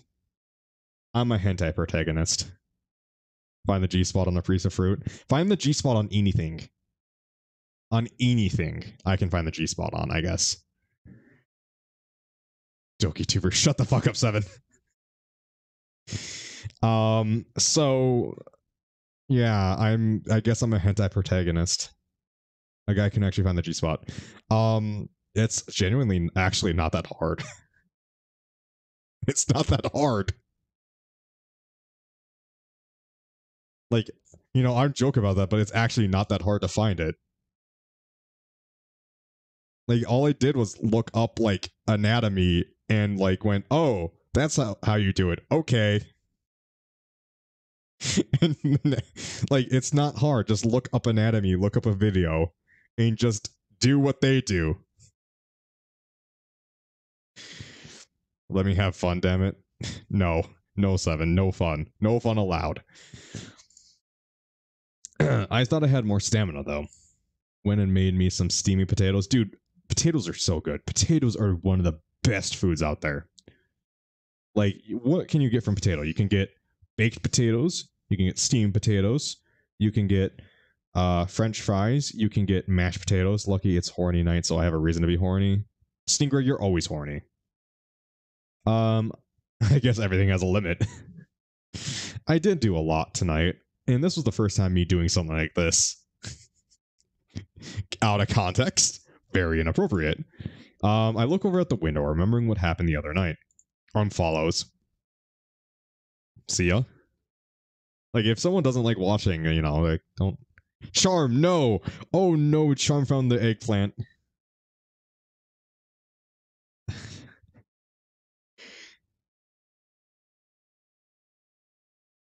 Charm, you really just want something in your mouth, don't you? Jeez. Should I whip her?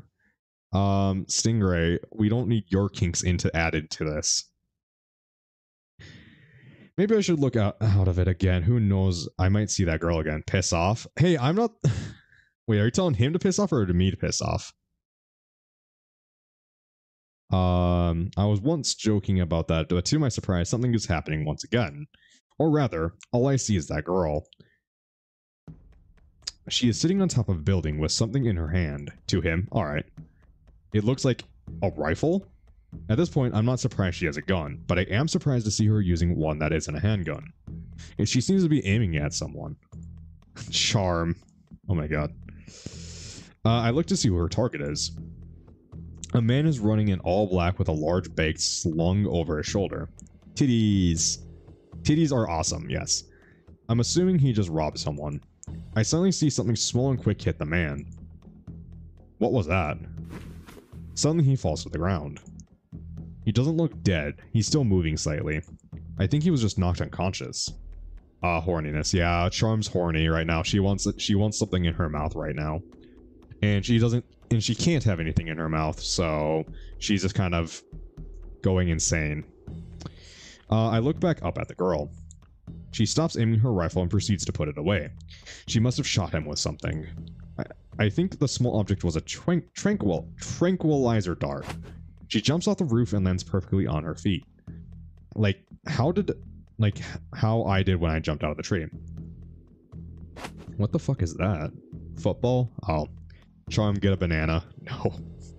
Steam, baked, hash brown, potato patties, taters, chips, chunks, mashed fries, crinkle, curly, water, and above all, poutine.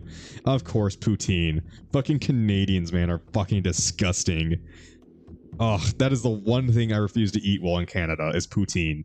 I refused. That sounds... It does not sound like a good thing to eat. That sounds... Ugh, no.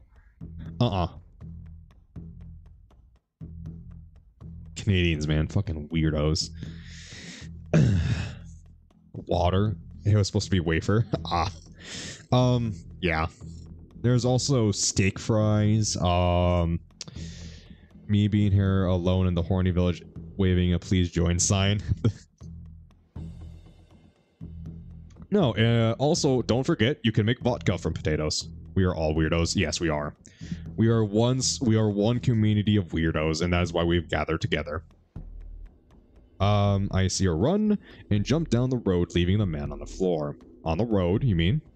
Her movements are so quick and elegant. Well then, Charm,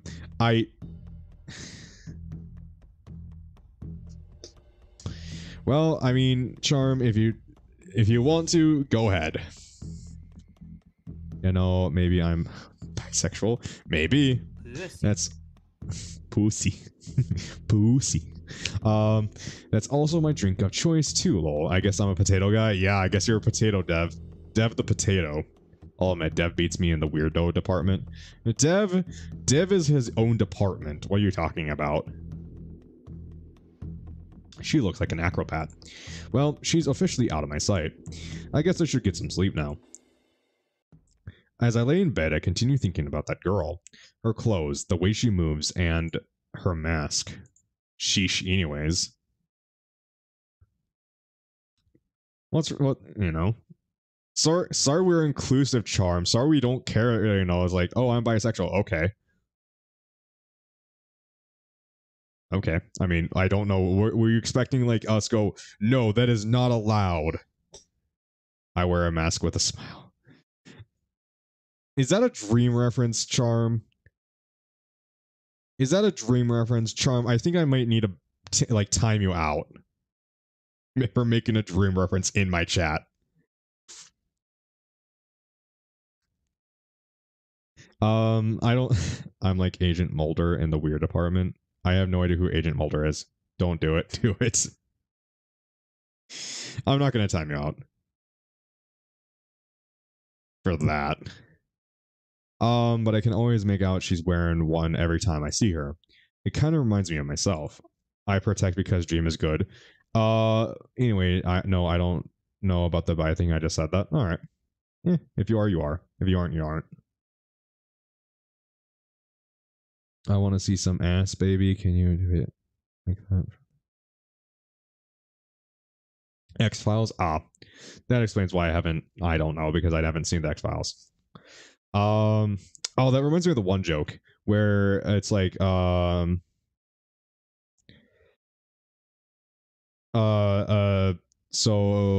what is that? Snap reference? What?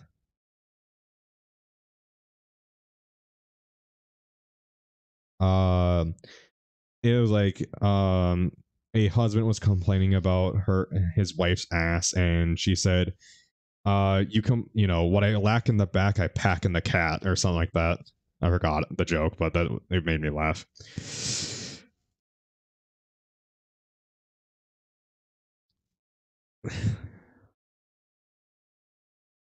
Am I like her? I'm too tired to continue thinking about this. I'm going to give myself another headache. I close my eyes. I'll think about this more tomorrow.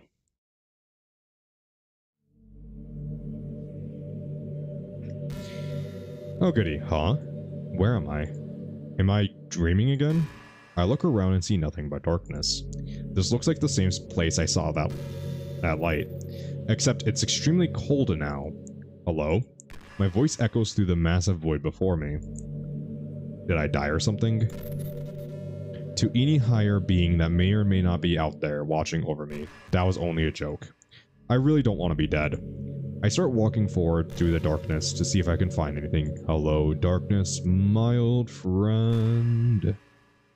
I try to be cautious of walking into something since I can't see.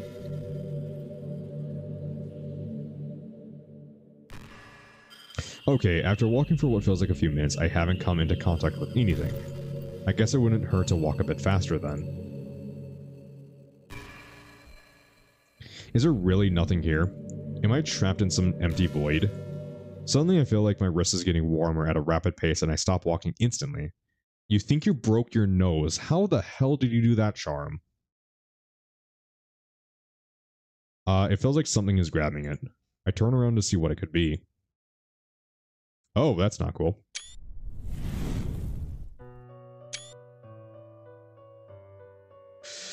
Well, there's the persona, I guess.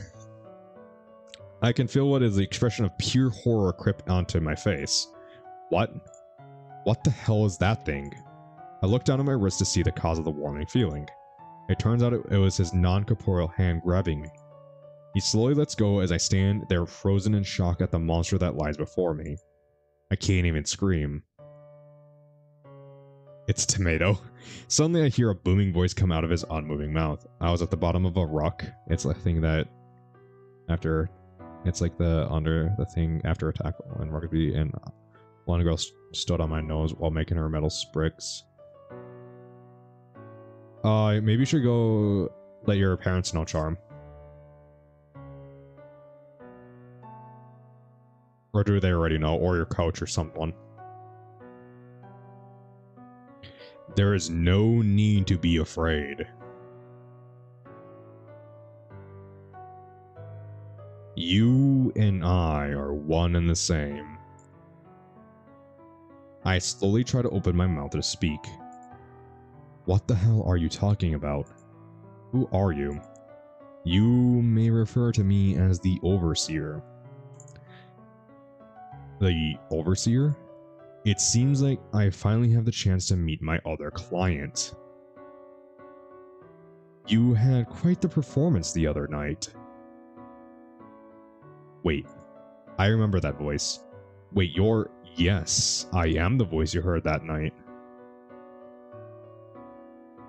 So, are you here to kill me or something? I am only here to speak with you.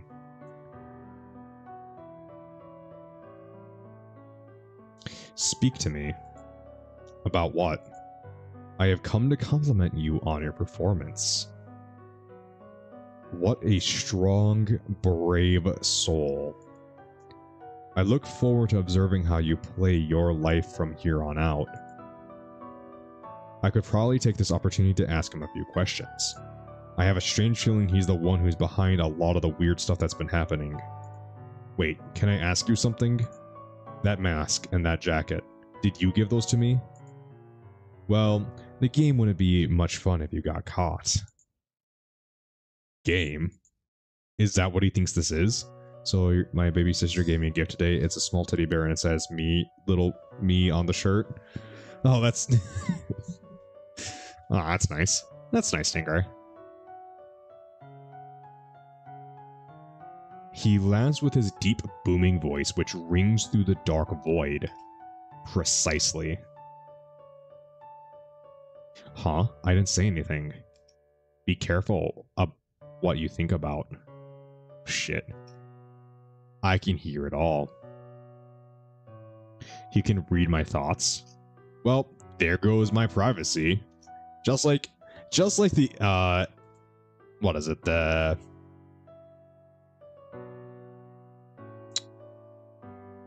forgot what it's called. What's the spy agency? I forgot. The NSA? There you go. Just like the NSA. What's privacy? Might as well move on to the next question. Were you also the one who gave me these awful nightmares? Or migraines, not nightmares. It comes with a contract. However, not every human can handle it.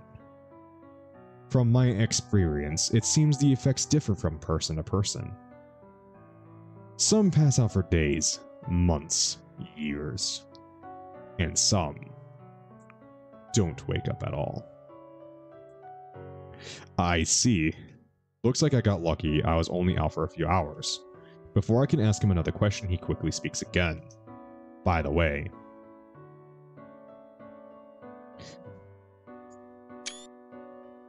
Suddenly, a familiar glowing ball appears in his open hand. I'm glad you took it. This has allowed me to watch over you. Jamin, when you die, I would like to be on the... I would like to be the one to clear your search history. Dude. You think I'm a software engineer. You think I'm stupid enough to leave anything on my search history? So there's a challenge where people come in to a stream and go, you know, for $1,000, I dare you to show your search history. I wouldn't fucking hesitate because my search history is D&D, my work shit, and that's it.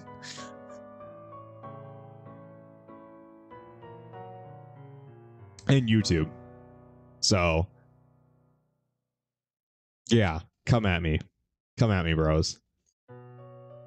No, the chance of that ever happening is so minimal. I'm not even going to consider it as a fucking option, but yeah, no, I'm scary good at what I do with hiding shit like that. This has allowed me to watch over you. Hey, this orb is what allows me to enter the inner consciousness of yourself. It also grants immense powers to the one who accepts it. Such dangerous power. I'm surprised with how you two handled it. You've never looked up embarrassing questions like, do hummingbird have feet or where is Chicago? Not really, no. I don't think I've done that, anything like that. My search history is just poor and not even gonna lie, fair enough. Completely random examples, by the way.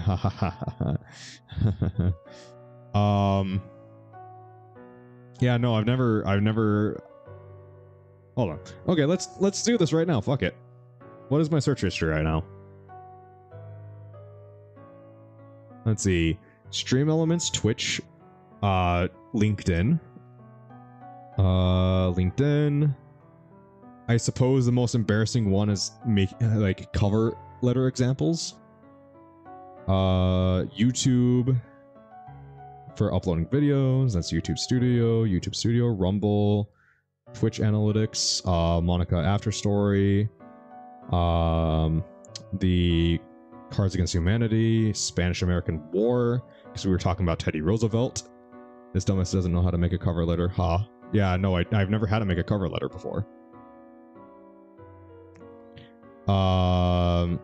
Let's see, the Meteor Backup Request, Cards Against Humanity, Pokemon Silver release date, the Queen Bicycle song on YouTube, Twitter, bunch of Twitter shit.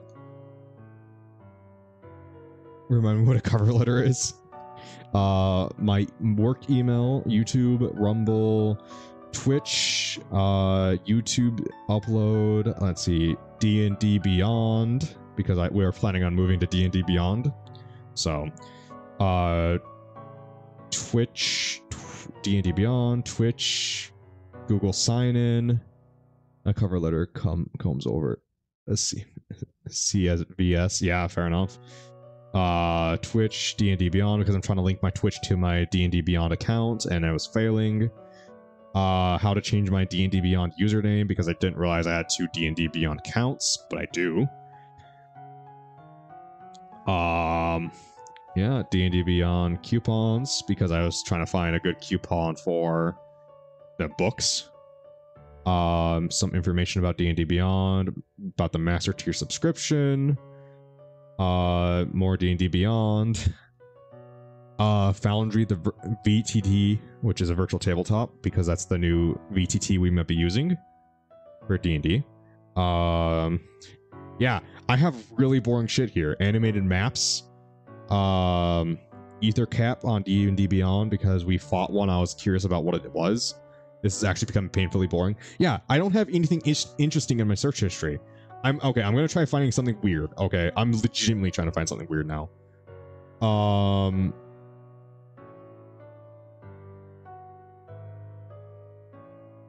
That's No Man's Sky wiki. I'm substantially becoming aware of how boring my existence is. Skyrim mods now. I'm into Skyrim mods when I was downloading Skyrim mods. Okay, here's a kind of embarrassing one. So I downloaded a mod under a suggestion for Battletech, and I started Battletech, and I couldn't figure out how to start the campaign. And it turns out you can't start the campaign with the mod.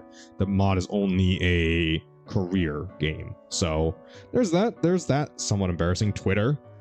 More.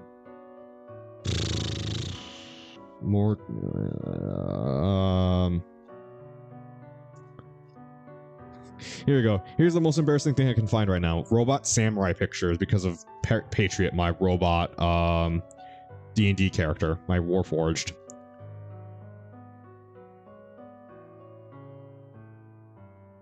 I'm genuinely trying to find something at this point, and I legitimately cannot. Doki Doki modding. Fuck.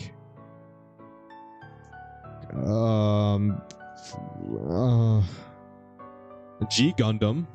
I try to participate, and my search history is immediately strange because I've done other searches. Is Kensri test, because I want to find one from the past I remember for you to take. What is the Kenzie tests? I don't remember what the Kenzie tests are. Are you talking about the, like, personality tests? Oh my god, please let me find something interesting. Trying to find a meme. Twitter again, because I go on Twitter once a day, more or less. Me trying to find a display port locally. Great. So a hair cutting place. That's weird, right? Trying to find a hair cutting place locally.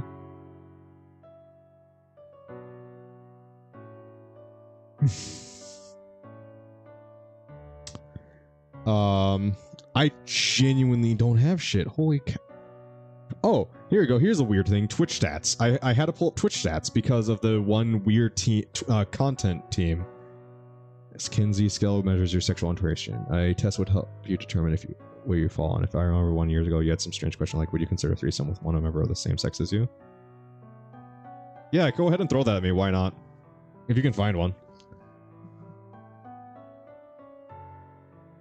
No, because I was looking up Twitch team content. Team content has wanted to team up with me, and oh, you couldn't find it. All right, and I was like, who is this? And you know, there you go. That's something.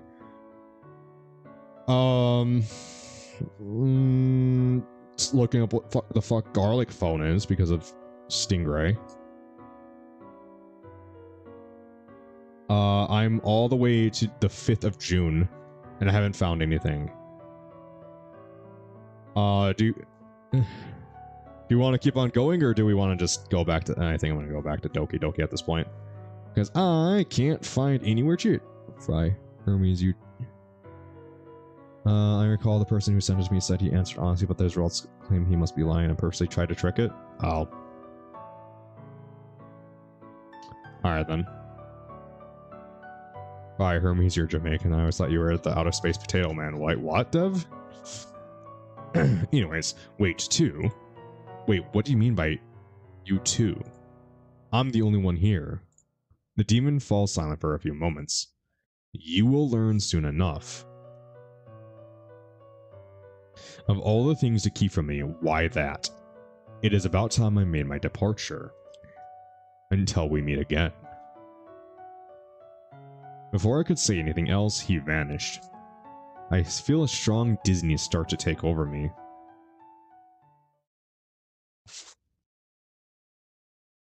It is a Thursday! We're over the hump, guys. We're over the hump for the week. That was on Futurama, lol. Yeah, I know. I don't remember that, but I've Fry and Hermes, yeah.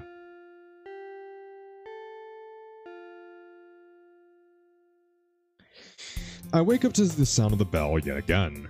I've slept in class twice in a row. This is definitely not the best start to a new school. It's probably because of how little sleep I've been getting these past few nights. Well, I'm not failing yet, so there's that. I get up from my chair and grab my bag. Time to go to the literature club. Looking around, I notice that Sayori didn't come get me today. Maybe she forgot? It doesn't matter. It's not like I need her to remind me to show up. Ever since I walked into the club room, not a lot happened. Monica didn't really make any announcements when we all showed up, so everyone has just been doing their own thing. Yuri's reading one of her books.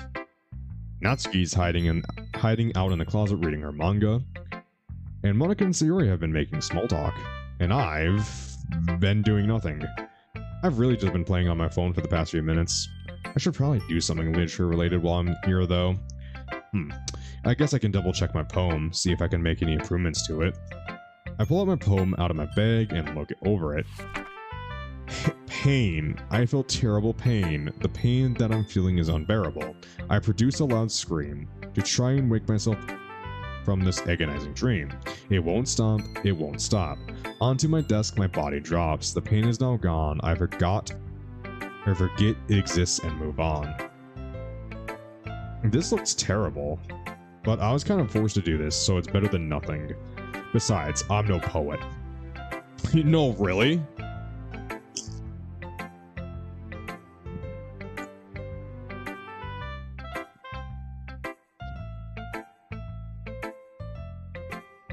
Alright, I doubt I could scrounge up another poem in one day, let alone a better one. This poem will just have to do. After critiquing my poem, I slipped it back into my bag. What else can I do? You know, I should try and get to know some of these girls a bit more. The only one I really know a lot about is Sayori, and even with her, there's some things I don't know. I take a glance around the room again to see if anything has changed. Everything is just the same it was a few minutes ago, except Monika's now walking towards me. I wonder what she wants. Hey there, Joker. Hey, Monika. What's up? Nothing much. Just came over to check up on you. You look kinda bored. Yeah, I kinda am. I don't really have much to do after looking over my poem. Oh, you actually wrote one? Yeah. Did you expect me not to? Ow! I just smacked my knee on my desk. A bit. I can't wait to see it, though. Well, it's nothing special, but I do hope you like it when you finally see it. As long as you tried your best, I'm sure I'll love it. Well, geez, at least I don't have to worry about disappointing her with the poem. The desk demands blood. Yeah, okay, it's okay, I'm no Robert Frost either. I was trying to think of his name. I was trying to think of his first name. Thank you, Seven. I wasn't saying anything, but I was trying to think of what was his name earlier. And yeah, Robert Frost was the poet's name. The desk demands blood. Yeah, so for those who don't know, my desk is actually the blood god, and it demands blood, but I'm a robot, so I don't have any blood to give it, so it's a perfect situation. Suddenly Monika leans into my ear and begins to whisper. Should I do this in ASMR? Should I get real close to my mic? Should I get real close to my mic and whisper something? You know, since you have nothing to do, why not go talk to Yuri?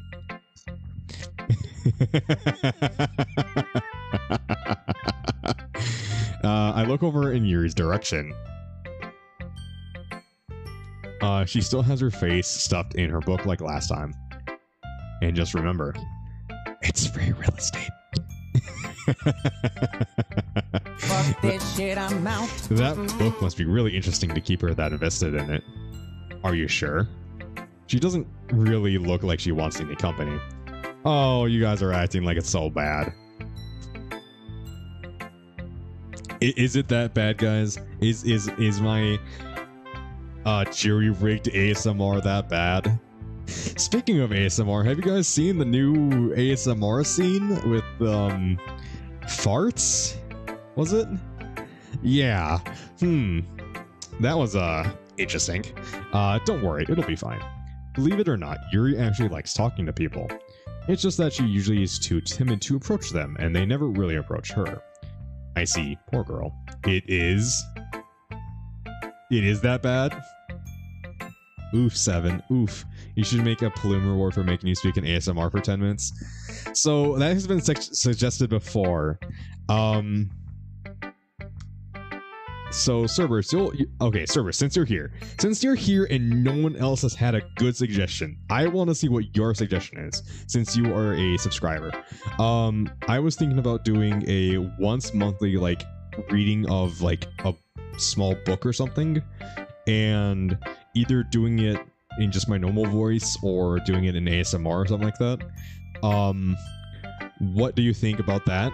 Because I want to do it a little bit more than just have you guys subscribe. I want to do something a little bit extra, and I think people say they fall asleep to my voice. I've heard that many, multiple times. I shouldn't say many, but multiple times, and also doing the ASMR thing was not bad. So I'm wondering what you guys think. Dev, you too, you're also a subscriber. If you have anything, I've only smell version was successfully invented. Oh no. Oh no. You also heard about the fart bullshit? Yeah. Yep. The thoughts have moved from hot tubs because it's now non-advertiser friendly to ASMR, which is unfortunate. That was the fart ASMR you mentioned? Oh yeah. Yeah, I realized, Dev. I realized I was just trying to ignore it. But yeah, if someone's a subscriber has a book to suggest, and whether it should be done in regular voice or ASMR, or if that's even a thing that should be done, let me know. I think you could mix it up and read one in the most suave voice you can muster, another in ASMR tone, but it might be hard to maintain a voice or voice change for that long. Well, I don't have a suave voice. That's the problem. My suave voice sounds like shit. And I can do the ASMR tone as long as I want to. So I can do it in my regular voice. I can try doing a suave voice. And I can do ASMR for however long I need to, so... Yeah, I could change it up. I think what could be done is have a thing where everyone figures put Emperor Theresa on the list. Is that a short book? Alright, hold on. Hold on. Let me open up the Discord real quick. There's actually in the subscriber only chat,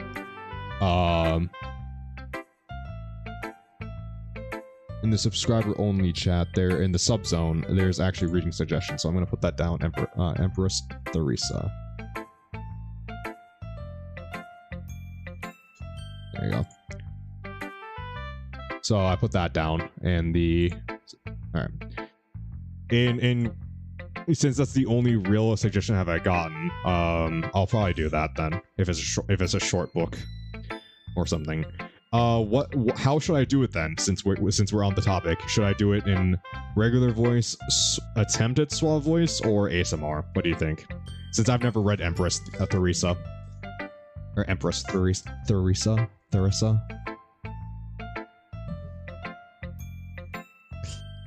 That's why I think she'll probably really enjoy your company. And besides, I think it'll be great if you got to know the other club members a little better, Joker. Yeah, I know. I am curious about her and Natsuki's relationship. Monica told me a bit about it, but it would be nice to get some confirmation. I guess this could be the perfect time to ask her about that. You trying to do voices usually suck. Yeah, I know, I'm quite aware of that. Go back.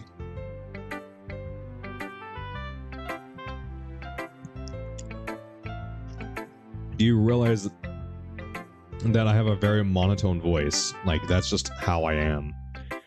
So that's what makes me reading sleepy time stories so perfect, is that I'm so monotone and so boring.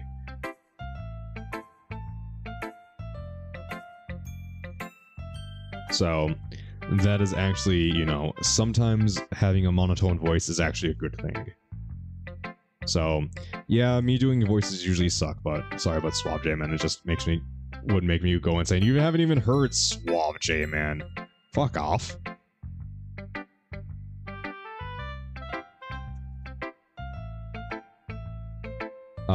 Well, carry on, Joker. I'll be at the teacher's desk if you need me. Yes, you have. When? When have you heard Suave J, man? When have I ever tried being Suave J, man? Okay, Monica, see ya. With that, she walks back to the front desk and continues chatting with Sayori. Alright, I think it's time to talk to Yuri.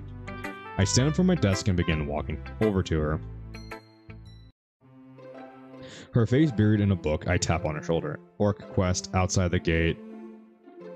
Skyrim.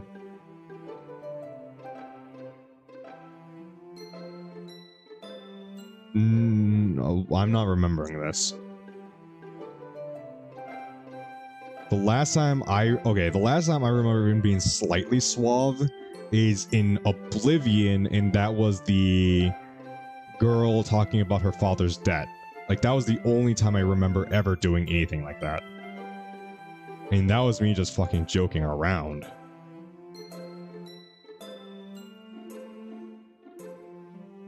I don't remember, I'll have to look this up again. Her face buried in a book. I tap on her shoulder. Trust me, it happened. You even refer to it as so. Yeah, did I actually do it though, or did I do it jokingly? That's the question. Hey, Yuri. Oh, hello. Gee, she was fine right before she noticed it was me. Yeah, exactly. Like, a lot of the time I don't actually try with impressions and shit like that, because even if I try good, it's only adequate. So it's like, why give a shit when I'm streaming? So I'm just gonna do a terrible one and make it a little bit, at least a little bit more entertaining because of how bad it is. So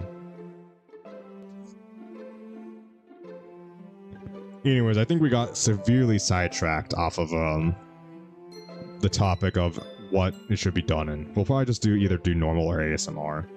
since Quebec has such a big problem. So,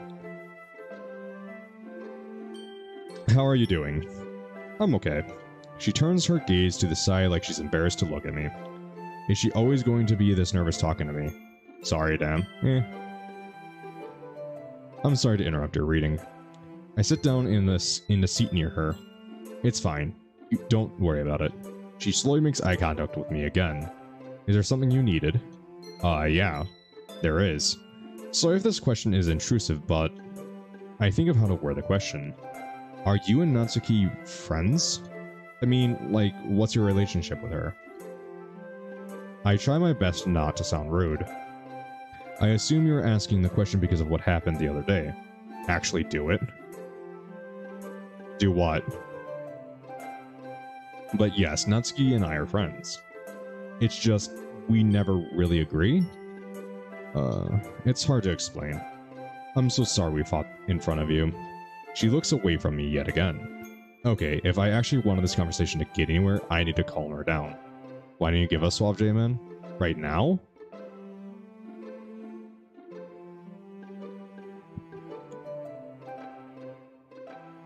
What does FWB mean?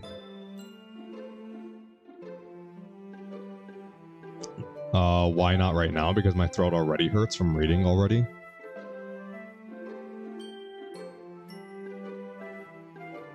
It's alright. I don't think any less of you. Friends with? Oh, friends with benefits, alright. Fur with boots? Is that another suggestion? Friends with benefits? Yeah, what about friends with benefits? Fur with boots? Is that another book suggestion, Cerberus? Like, I'm not joking, Quebec. Like, I've drank in the 2 hours I've been streaming. I've already drank all of my water bottle. No joke for friends with benefit.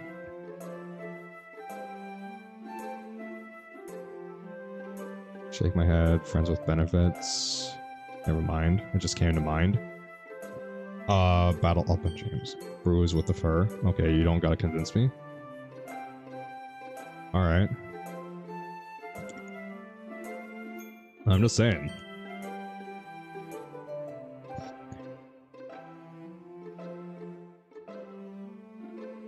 It's alright. I don't think any less of either of you. I was just wondering if that was something that happened all the time. She slowly glances over at me. I take this opportunity to give her a friendly smile to try and calm her down a bit. She closes her eyes and lets out a sigh. Well, when it comes to literature, she and I find it difficult to come to an agreement on things. It seems like our preferences are very different. But other than that, well, we've never really met up with each other outside of the club. So, I don't know. She might hate me and I don't even know it. I'm sure she doesn't hate you, Yuri. I hope you're right, Joker. Anyway, I should probably get back to reading my books. Looks like that's my cue to leave. Alright, see you later. It was nice talking to you. I had a good time speaking with you as well, Joker. I get up from my chair and make my way back to my original seat. I sit down and put my head on my desk for a few minutes. Until I'm suddenly interrupted by a loud slam on top of the desk. Sayori! Oh, nope, not Natsuki. May I help you? I heard you guys talking about me. She's keeping her voice down to a whisper. Oh, you heard that? Don't worry, it wasn't anything bad, I promise. I was just asking Yuri how you two get along. Natsuki's expression changes from mad to something more akin to bothered. What did she say? Huh? I don't know how I feel about sharing my private conversation with you. Just answer me. Alright, alright. Jeez. Bubblegum bitch. I'd usually be against doing stuff like this, but I feel like she has to know about Yuri's feels. She said that you don't agree with each other when it comes to literature, and that one of the only interactions you two really have. So she doesn't really know if you're friends or not. Oh. Natsuki looks away, looking a little bit somber after what I told her. Oh, okay. Okay.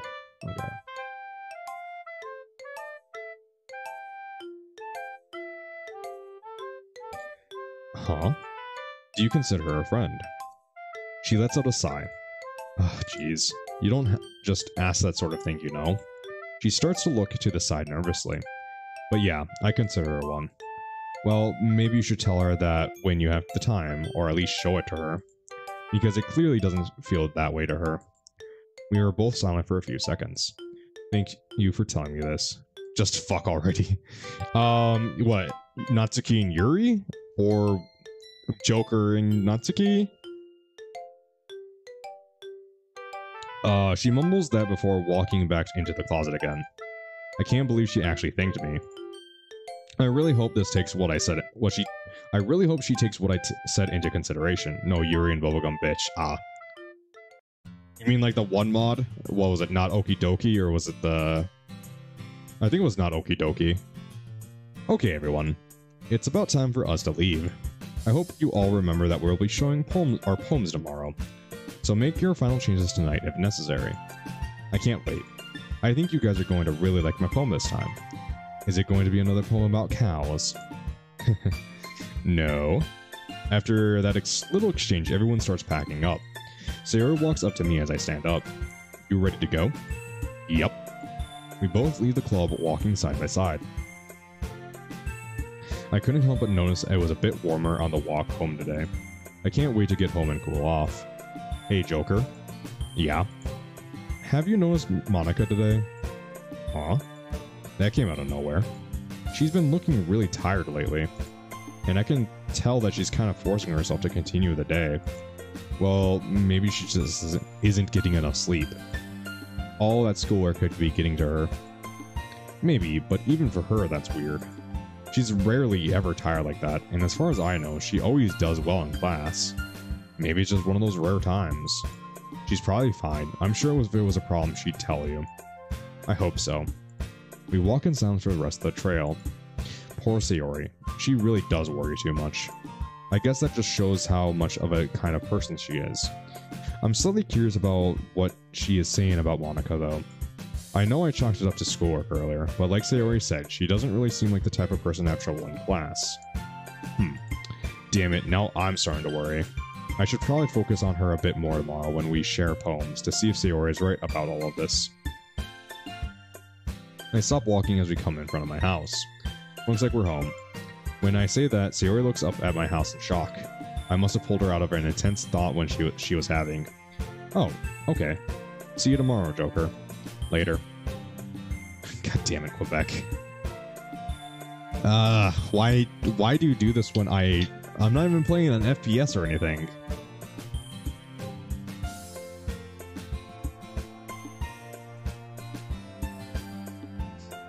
Alright. I give her a quick wave goodbye and walked into my house because of what you said. Oh, okay, so you're punishing me for the truth. Evening.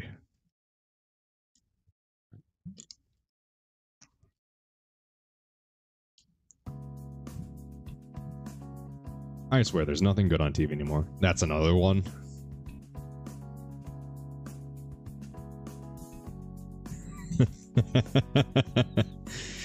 I continue flipping through the channels hoping to find something to watch. Okay, yeah, this isn't working. I pick up the remote and turn off the TV. What to do? While trying to think of things to occupy my time with, I can't help but think about my meeting last night. My meeting with the Observer. He kept saying that he's looking forward to how I play my life from now on, or something like that. Here's what we're supposed to do. Wait, what are you supposed to do? Oh my god, why? Alright, hold on.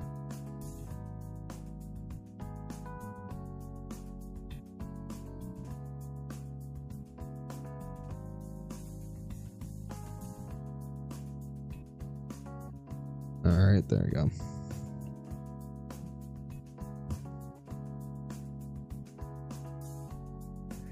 I don't know why you do this to me, but sure.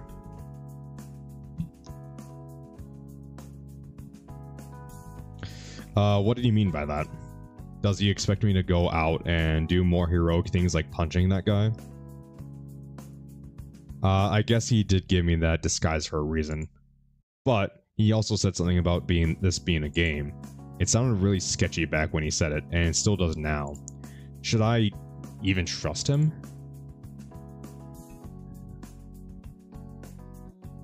Well, he did give me these powers. Yes, I will find a workaround. And he even encouraged me to do the right thing and stop that criminal. So maybe I can trust him. The real question is, though, why does he want me to do this? Does he really get a kick out of it, or am I actually competing or accomplishing something for him by doing this? And who knows? I stand up from the couch and look at my hands and arms. The workarounds aren't funny. You say that. So, how am I supposed to get these clothes on exactly? Do I ask him? Wait, he can read my mind. None of them are. You don't even know any of them. He wouldn't have put them on me already. Suddenly my head begins to pound harshly like before, but not as bad. You must be in a location where no one will see you. The pain subsides relatively quickly once he stops talking. I need to get used to that feeling that's going to be the way of communication. Also, I guess he's right about not changing here. Someone might see me run into my house again, and there's no way I'm taking another chance with that. I head outside to try and find a more suitable spot to change in. I start making my way down the road.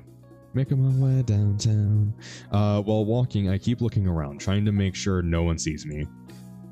Suddenly I spot a dark alley between two apartments. That should work. Okay, this should be good. So, when are the clothes going to appear? As I'm asking the question, I look down to see that I'm already wearing the clothes. I feel the mask on my face and the jacket around me. Black gloves cover my hands and my jeans are replaced with black pants. I feel kind of cool wearing these. They remind me of a character from a game I once played.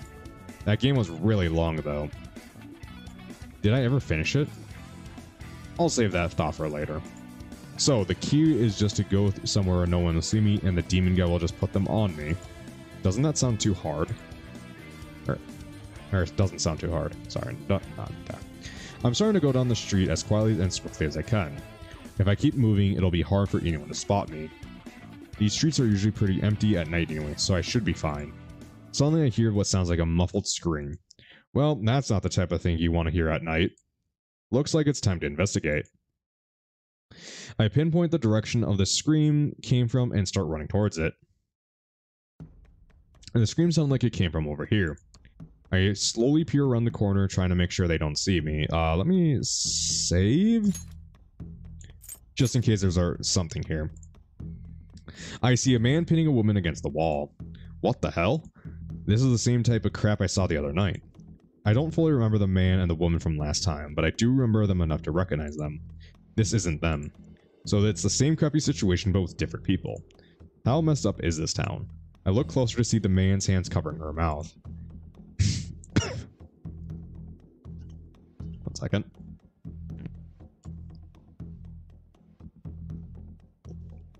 You better not try that screaming shit again, or else you'll be dead. You got that? The woman nods her head slowly in agreement. Good. Now, where the hell is my money? Money? I guess she's in debt to him, which probably makes him some kind of loan shark. I've been getting real sick of waiting. He slowly reaches for his handgun.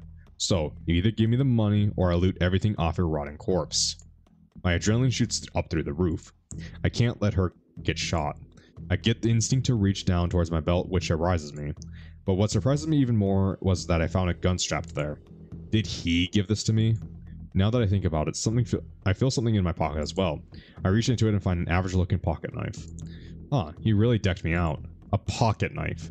Like, a pocket knife. Okay. I think I'll only use the knife, though. I don't want to end up killing this guy. I flick the blade of the knife out of the handle to prepare myself. After doing this, I notice him freeze up. Huh? Suddenly he looks directly at me.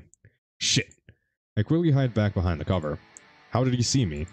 Looking down at the knife, I can see the glint of a nearby streetlight reflecting off of it. Damn it. That must have been what alerted him. I hear the woman screech and then a thud. He must have pushed her down. You son of a bitch. I hear his footsteps stomping the ground, heading in my direction. Well, at least I got him away from the woman. I run in the opposite direction to try and get some more distance between us. I still hear him following me. Looks like I can't just run away from this fight.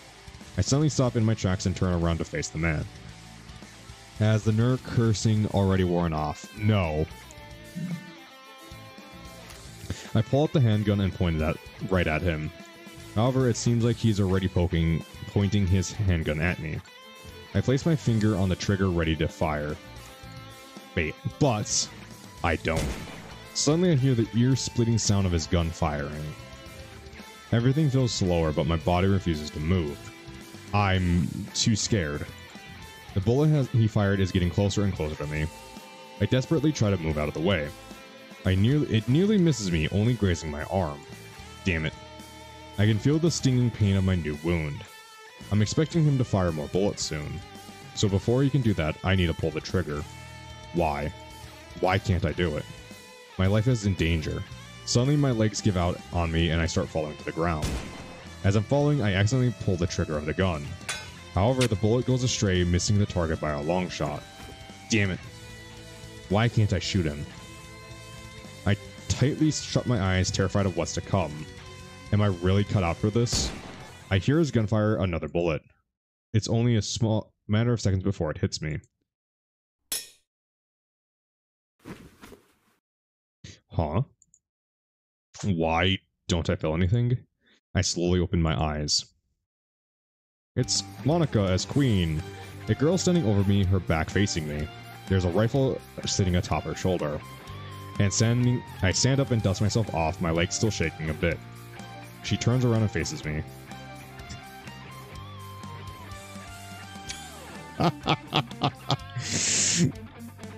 Oh my god, that's a really bad mask. That is a really bad mask. I'm finally able to get a better look at her outfit. A skin-tight black and green outfit. She wears black gloves and a mask just like me. The mask is in the shape of what looks like a fox and has a weird green pattern on it. She gives me a warm smile after looking at my injury. Before I can say anything to her, she runs off down the street. I am amazed at how quickly she jumped between and off of multiple structures to make her escape. The tail. Wait, there was a tail? Did I miss the fucking tail? She has to be like me. Looks like a cat mask. I want to recognize her if this game didn't tell us. Really? But who is she? I look down at the man she shot. I see he has a tranquilizer dart stuck in his arm. While looking at him, I notice a bullet on the ground near him. Was it the bullet that was supposed to hit me? Did she block that bullet for me? Wow, I really owe her. Suddenly I hear a siren in the distance. I better get out of here. I run as fast as I can down the nearby alley. Alright, this should be far enough. I don't need to be dealing with cops right now. Maybe that's why the girl left as fast as she did. Did she notice the cops before I did? Jeez, I already feel outclassed. Well, even though I didn't do it myself, a criminal was stopped today. Might as well head home. And it is time for my glasses to come back on. Might as well head home. Okay, I should almost be home. Suddenly I see a flash on my right side. I look over to see a man filming with his camera. Ah, I left the flash on. He seems to be aiming the camera at the window. In the window seems to be a teenage girl. She looks around Sayori's age and Ai's age. Is this creep out here taking pictures of her? I quietly sneak towards him. I leave the knife in my pocket. I doubt I'm going to need it for this. He doesn't seem dangerous, just a creepy guy taking pictures. I just need to get the camera away from him. And there you go. That is the no swearing done, no cursing done. So I can swear again, you motherfuckers. I just need to get the camera away from him. Should be easy enough. I begin to run straight towards him from behind.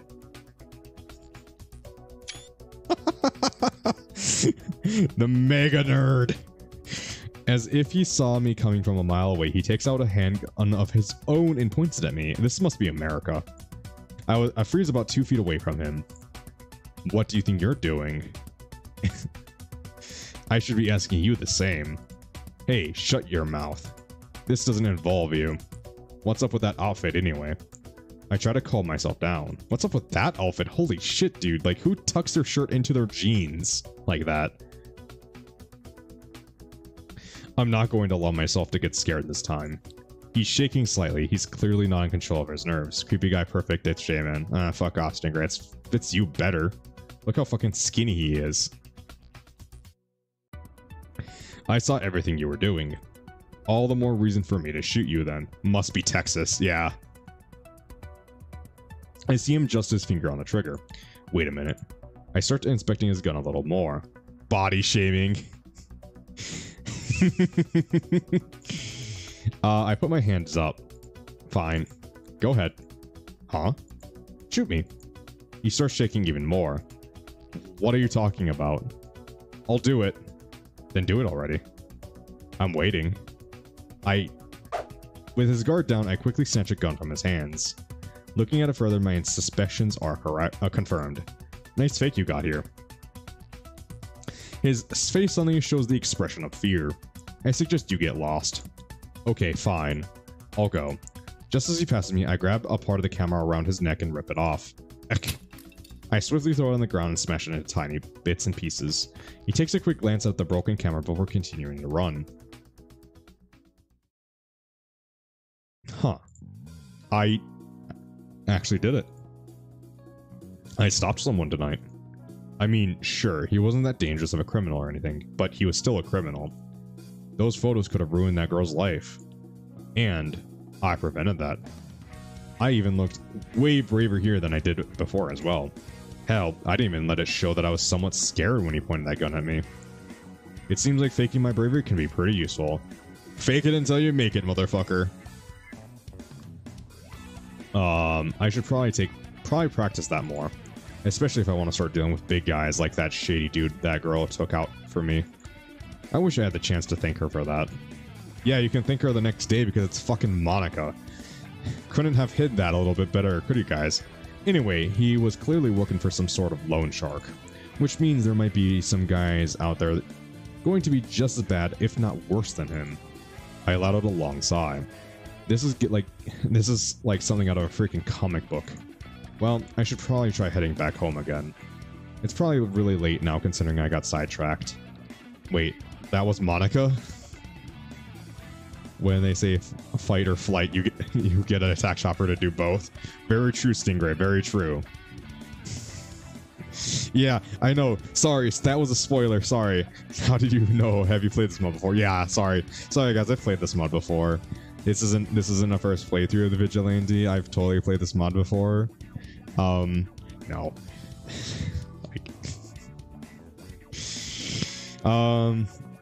Let's just hope that I don't run into another weirdo taking pictures. I know. I'm sorry that I've hurt you guys like this. I already know all the spoilers. I'm sorry. I apologize. I just couldn't contain myself from not playing Doki Doki for another entire week. So I had to do it. I'm sorry. I apologize. Okay, that should have been fast enough. There's no way anyone could have made out that I live here. I looked down and noticed that the clothes I had are now gone. I guess that means he must have taken them off of me at some point. I suppose letting people see me enter the house with them would have been a bad idea. Wait, that means me running inside to try and hide myself was pointless. You know, I really wish he'd tell me when he's going to do these things. I start walking upstairs into my bedroom. I jump into bed without hesitation. I'm exhausted. It's going to be really hard to get up tomorrow morning. If it gets really bad, Sarah will probably call me or something. Hopefully I don't sleep through that call though. After continuing to think for a bit, I slowly close my eyes and fall asleep. I wish I could sleep like that. It's Friday. Friday. Remember when that was a big song? Was the Friday song? God. What was it? Rebecca Black's Friday? Was it Rebecca Black? I can't remember if that was her name or not. I walked through the already open clubroom door. Looking around the room, I noticed Natsuki sitting at a desk holding a tablet with the other girls huddled around watching something on it. What are they looking at? I close the door behind me and walk over to them. I don't think they've noticed me yet. Time to have some fun. I slowly lean in close to Sayori and... What you guys watching? Wow. Joker. Yes. That's not cool. Why does this beat always slap? Because it's a classic, dude. Just like, your reality does.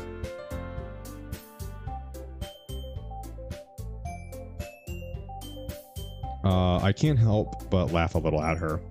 Sorry, Sayori. I ruffle her hair a bit with my hand. So what are you girls up to? Nothing much, just watching this news report. A news report? What about? A man was arrested for taking pictures of a girl without her knowing. The strange part was, he was attacked by some boy in a mask. Wait, taking pictures? Boy in a mask? They can't be talking about... I stepped closer to the tablet to get a good look. Oh my god. That's me. But how did they get this footage? Looking at the angle it was taken from, it looks like it was from a security camera. I guess that was a somewhat gated community. Damn it, I should have scouted that area before striking. Are you okay? Huh? Your eyes went all wide. Crap, I didn't notice that I might be drawing attention to myself. Oh yeah, I'm just surprised is all. This guy looks really cool. My voice cracked in the middle of that sentence. Sorry, I didn't have a voice crack, sorry, I'm sorry. I really hope that just didn't give me away. Natsuki looks at me with judging eyes. Those are totally judging eyes too. Oop. She then looks away after a bit. Phew. I glance over at Yuri and Monika, who are both analyzing the tablet. He truly is mysterious, as well as appealing with that sort of style of his movement. Keeping his identity hidden was a smart idea as well, as that would only attract fans and allies of the criminals he planned to take down. Assuming that is his motive. Wow. She really did do a good job dissecting all of that. I feel kind of flattered. Oh no, he's kind of sloppy in my opinion. And Monika's 2 cents immediately eliminated a fluttering feeling I had a few seconds prior. What do you mean, Monika? I think Yuri is right about how appealing he was with his movements and style. Actually... Yuri clears her throat. I agree with Monika. What? I may have complimented his style, but his actions are a bit careless. For starters, he allowed himself to be documented on camera, which could have been very problematic if the police were to try and track him down. Luckily, people seem to revere him for his good deed. His outfit also looks like that of a criminal's and could very well be the reason why some might see him as such. Yeah... But he also smashed the perpetrator's camera without thinking about its use as incriminating evidence for the police. Without the security camera footage, there would have been no way to prove that man did anything wrong. You may have a point. However, also his style of approach could use some work. Going directly towards the target was very risky and could have caused him great harm if he was dealing with someone not so timid. Suddenly Monika chimes in. That's exactly what I was thinking as well, Yuri. Going at the target like that is very risky, but if you go in with a plan, it might work out extremely well. However, he seems to have lacked any sort of plan and most likely would have gotten himself killed if the odds weren't in his favor. He's talented, but could use some work. Agreed. I'm speechless. So, when you usually say you're getting double teamed by girls, it's usually like this. Yeah. Just getting absolutely fucking thrashed. They both just completely embarrassed me without even knowing. However, what they said might be true. Staying silent for a few moments, I finally accepted fully. Yeah, I guess you girls are right.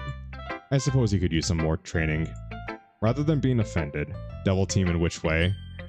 Stingray, it's never in the good way. It's never in the good way. Rather than being offended, I should take these critiques into consideration. Talented, but sloppy. Okay, everyone. It's Friday, which means it's finally time to share poems. I hope you've all been working hard on them. Yes, we're finally sharing. I'm going to knock everyone's socks off with my poem. I don't think... Do they wear socks? I never thought about that. Do the Dokis wear socks at all? Sayori starts hopping up and down after Monika's announcement. She's really too cute sometimes.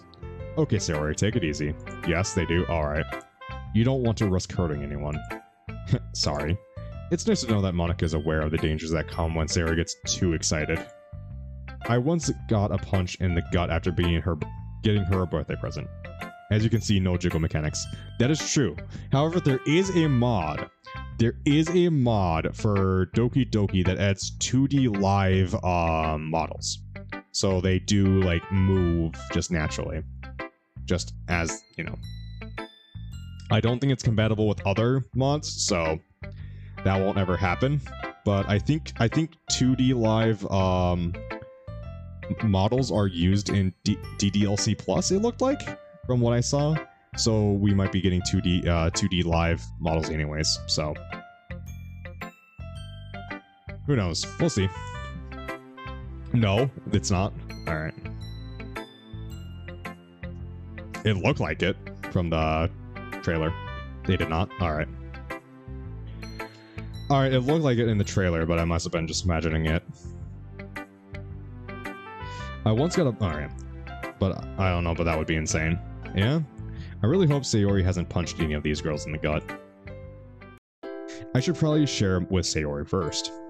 I feel the most comfortable talking with her. I walk up to her, poem in hand. Hey Joker. Yo. Wanna share poems? Wait, you picked me first? Yeah? What's wrong with that? Nothing is wrong with it. Just thought you would want to share with your girlfriend first. Sayori. Shut up. Do you want to share first? Sure. Sayori quickly grabs a loose leaf of paper and shoves it into my hands. Okay, time to see what she came up with. That was actually pretty good. I never would have expected a poem like this to come from Sayori. However, the last line gave me a huge reminder as to who the author was. This was a nice poem. Well done, Sayori. Thanks, I'm so happy you liked it. Yeah, I think my favorite line was, I want breakfast. I gave a smug look while saying this. I was hungry. I chuckled to myself before holding my poem out to her. You ready to read mine now? Yeah. Sayori takes the paper and begins to read my poem. Whoa. That was so good, Joker. I'm glad you think so. I can't wait to see the other poems you write in the future. Wait, I have to write more poems after this? Well, I guess this is what comes to being part of the literature club. While I'm lamenting about my free time due to more poem writing, Sayori starts to reread my poem. She must really like it.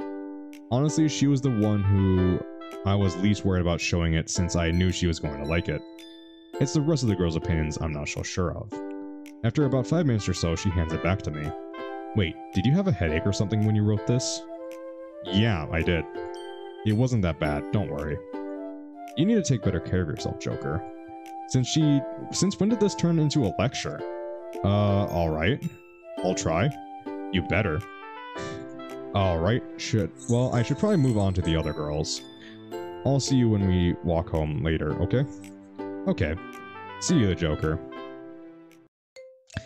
I guess I can show with Natsuki next. She seems to be the only one without a partner right now anyway. Hey, Natsuki. Hey, Joker. She looks off to the side and shoves her poem in my hands. Hold on, I'll give you mine too. We can read them at the same time. I hold my poem out to her. She practically rips it from my hands. I'm not sure why she's being so aggressive, but I shrug it off and start to read her poem. Well, do you want to go first? Huh? What do you think? Oh, right. Well, I'm definitely curious as to what was happening when you wrote this, I guess. Not that I really care or anything, fucking tsundere. Just curious. Oh, it's nothing to worry about. It was just a small headache. I'm fine now, though. Okay. We both remain silent for a few moments. I honestly didn't expect her to care about my...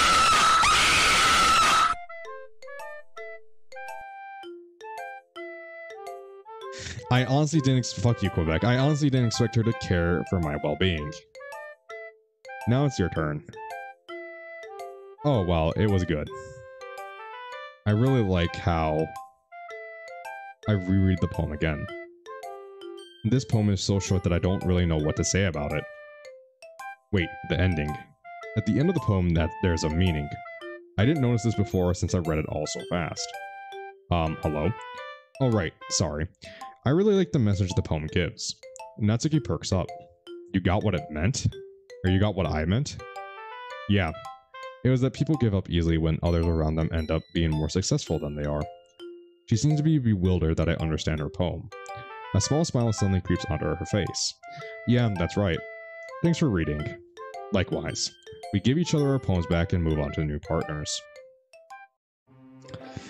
Looks like Yuri is next. Her opinion is the one I fear the most when it comes to this. She comes across as someone who knows a lot about literature. Hopefully this meets her standards. Hey Yuri. Hello Joker. Huh, she seems different. She isn't shy to talk to me today. Has she gotten used to me now? You want to read my poem? Yes, I do. I'm very curious to see what you've written. I hand my poem out to her with a gentle hand and she takes it. She begins to read it carefully. The expression she wears is the same as the one she wore yesterday while reading her book. I hope she likes it. A few minutes pass and she looks up from the paper. It took her a long time to read that. For someone of your skill level, it's pretty good. Well done, Joker. Oh, thanks. I'm glad you liked it. Someone of my skill level? I'm not sure how to take that, so I'll just continue to take it as a compliment. Also, reading this poem has made me quite concerned about you. Have you gone to the hospital? Gee, she's concerned about me too. Maybe writing a poem wasn't the best idea after all. No, I just had a small headache before I wrote it. Nothing too serious, I promise. She hands me my poem back to me, still not changing her concerned look. I sure hope it wasn't Joker. It would be dreadful if you came down with some kind of disease or illness. Does she have drawn-on eyebrows? I think they're just purple. Yeah, that would suck. I definitely don't want to miss writing more poems. Yuri giggles after I say that. With how she acts, it's probably rare for a lot of people to hear her laugh, which is a shame since she's actually pretty cute. Would you like to read my poem now? She pushes a strand of her hair behind her ear while asking this. She seems nervous all of a sudden. Sure, I can probably learn a thing or two from reading this. She gently hands me her poem to me. Looking at it, there's a lot of text here. And it's all written in some pretty fancy looking handwriting. Well, better get started. I wasn't even here to hear it, but I listened to the example. That sounds like that sound bit should not be allowed flat out.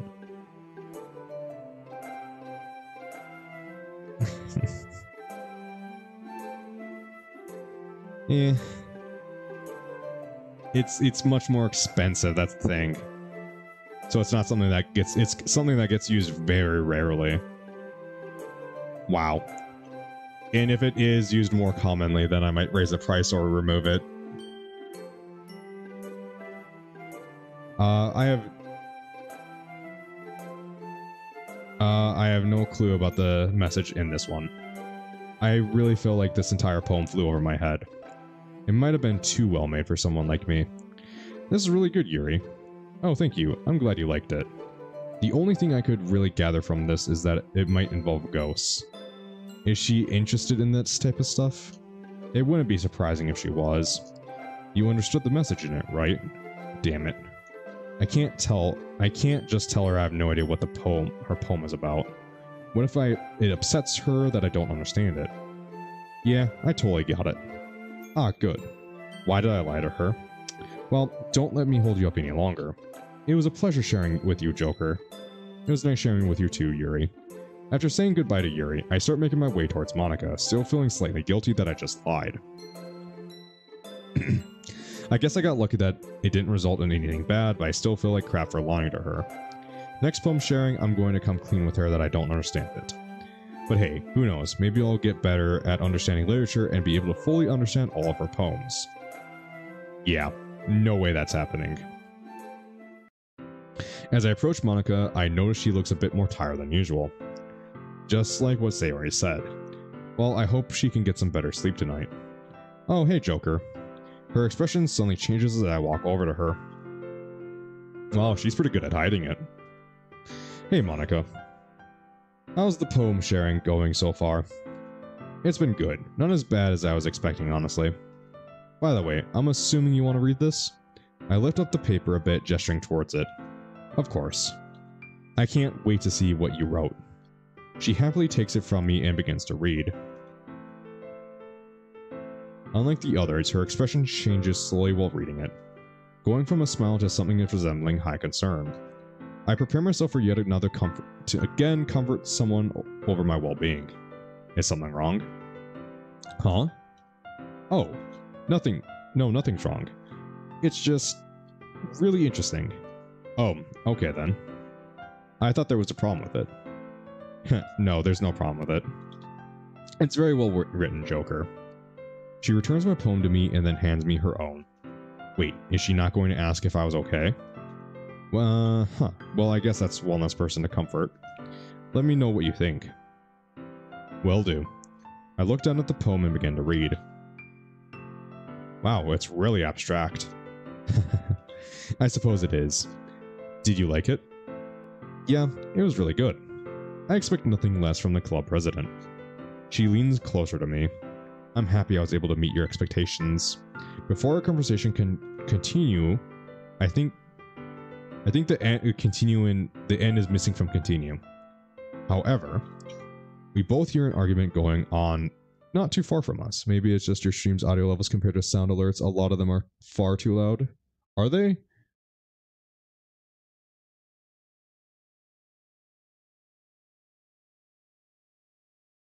Maybe I'll have to adjust them.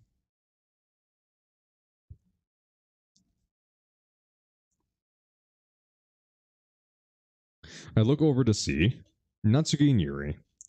Uh-oh. How could you say that? All I said was your poem was cute. Please calm down, Natsuki. No. A small, cute poem. Is that all you see it as? At least it wasn't some long train wreck like your poem. Yuri flares up at that statement. Excuse me? Just a few moments ago you said it was fancy. Yeah, I did. But I said that to be nice. Clearly you didn't return the favor. You lied just to appease me? I did this to give criticism, not lie to your face. Ouch. Well, have a taste of your own medicine for lunch. You always belittle my poems. I'm sick of it. I'm starting to see what Monica meant the other day regarding Natsuki and Yuri's relationship. I look over to notice Sayori listening in as well. She looks worried. Suddenly I hear Yuri raise her voice. Criticizing and belittling are two different things, Natsuki. At least I'm not behaving like some spoiled brat. Oh yeah? I suddenly notice Monika's isn't beside me anymore. At least I'm not a bitch. Natsuki raises her hand and swings at Yuri. Oh. However, her fist is caught by Monika. That's enough. Monika's voice booms across the classroom and even scares me. This girl looks like the girls look at her surprised. I don't ever want to see you two behaving like this again. Understood? Both of the girls look at each other and then back at Monika before nodding in agreement. Monika lets go of Natsuki's hand and sighs. Okay, everyone. It's about time we wrap this up this meeting. Ugh. I hope you all have a nice weekend. Her voice is much calmer than it was a few moments ago. After she says this, everyone begins to pack up, including Monika herself. As I do this as well and leave the room with Sayori by my side. On the way home, I keep thinking about Natsuki and Yuri's argument. She almost punched her. Good thing Monika was there to stop her. She had some pretty good reflexes. Speaking of Monika, she looked pretty upset back there. I hope she's alright. Hell, I hope they're all alright. I suddenly stop walking as I see Sayori's hand waving in front of my face. Hello, Earth to Joker. Earth should have been capitalized. Did you hear anything I was saying? I'm sorry, Sayori. I was too busy thinking about what happened back there. Me too. That's what I was trying to talk to you about. Oh. I know Natsuki and Yuri argue a lot of the time, but it's never gone that bad before. And I didn't even do anything to stop it. I feel like such a bad vice president. Sayori looks away dejectedly. Hey, don't be too so hard on yourself. It's okay to be scared. This was something you weren't prepared for. As you said yourself, it's never gone this bad. I suppose you have a point. Good thing Monica was there to stop it, though. I guess that's why she's the president. Yeah, she did a really good job at breaking them up. And scaring the hell out of me. You weren't the only one. She looks like she's smiling again. Glad I was able to brighten her mood. Suddenly she stops walking and a look of determination grows on her face. Well, that's going to be the last time I just sit there and let something like that happen. Next time, I'm going to be just like Monica and take action. No one messes around with the literature club when the vice president is here. Unless it's the vice president herself, right? Exactly. We both laugh and continue walking down the path to our houses. We continue walking and chatting about random stuff like what work we did in class and what we're gonna do when we get home. Until... By the way, what do you think of that masked guy? Who? Don't you remember? That masked dude we saw on the news earlier. Oh yeah, I forgot I appeared on the news earlier today. Wait, how could I forget something as important as that? Oh, him. I don't know, I guess he's kinda cool. You think so? Yeah. Why? What do you think of him? Is Sayori gonna criticize me too? I think he's pretty cool too. His outfit and mask makes him look like some kind of cool hero. Hearing Sayori call me cool gives me some sort of warm feeling. Since she doesn't know it's me, I'm going to of course take advantage of the situation and ask a few questions. Do you have any critiques for him? None that are my own. Monica and Yuri basically stated what I thought. I see. Although I do think they were being a little too harsh on him. This was probably his first time stopping someone. He might have been nervous. Nailed it. Besides, this town has been getting way worse with all the criminals' activity recently. So I'm glad a guy like him exists. It almost makes me feel safer knowing he's around. She smiles blissfully at me as we continue walking. That smile. As cheesy as this sounds, I want to protect that smile. Eventually we make it our way to our own houses. Okay, I guess I'll see you later, Joker. Wait, Sayori. Before you leave, can you give me Monica's number so I can text her? Look, before you say anything, I just wanna... You do like her! I knew it, I knew it, I knew it, I knew it, I knew it. I don't like her! I just want to ask her how she's doing after what happened back at the club. Okay, I'll believe you. For now. Sayori suddenly snatches my phone from me and starts putting in Monica's number. You know, you could have just told me what her number was and let me put it in. Yeah, but that way isn't fun. She then stops typing and holds my phone out to me. All done. I also added the other girls in there too, in case you ever wanted to speak to them. Thanks, Sayori. I appreciate it. No problem. I'll see you later, Joker. Don't stay up too late texting your girlfriend. Before I yell at her, she makes a beeline to her house. I'll never be free from her teasing, will I? I let out a small sigh as I enter my house. I put my school bag on the couch and lay on the one beside it. Okay, I have her number. I think it's time to text her. Wait, this is going to be the first girl I text that isn't Sayori. I have to make sure I don't come off as a loser. That's not happening. Oh wait, she already met me before. She already knows I'm a loser. I mean, at least he knows where he's starting out at. Guess I have nothing to fear now. I go to Monica's number in my phone and start texting her. Yo, it's me, Joker.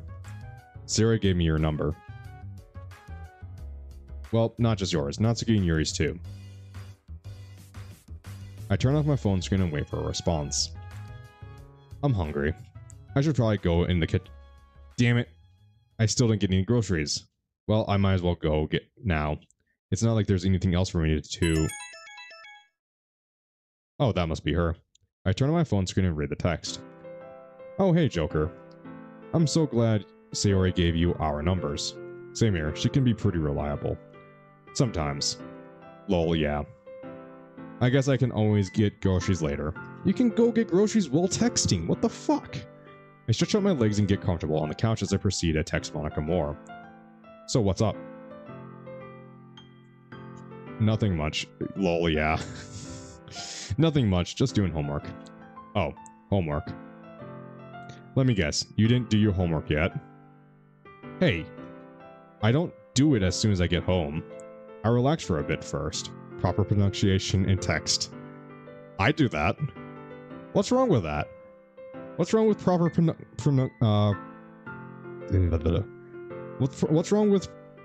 wrong with doing that? What's wrong with that? Quebec. It's weird. Really? Yeah, I do. Has no one ever noticed that I actually do proper pronunciation in text? Like, I can't not put a period at the end of sentences. And then you eat, nap, and watch TV or play video games until it's time to go back to sleep. Am I right? My daily routine aside, I mostly decided to text you today to ask if you were alright after what happened in the club. Oh yeah, that. I'm sorry if you didn't want to talk about it. No, it's fine. I've definitely calmed down since then. That's good to hear. I still can't just believe Natsuki would try and hurt Yuri like that. They're supposed to be friends. I'm horrible when it comes to periods. Yeah, I notice. I've noticed, trust me. Yeah, Sayori told me it's never gotten that bad before. She's right, it hasn't. Me too, I've never had fun in my life. I knew someone was gonna make a joke. Oh, Cerberus, thank you for doing that. Like, I was tempted, and I thought, no, I'm gonna be the bigger man this time. I'm glad someone did it.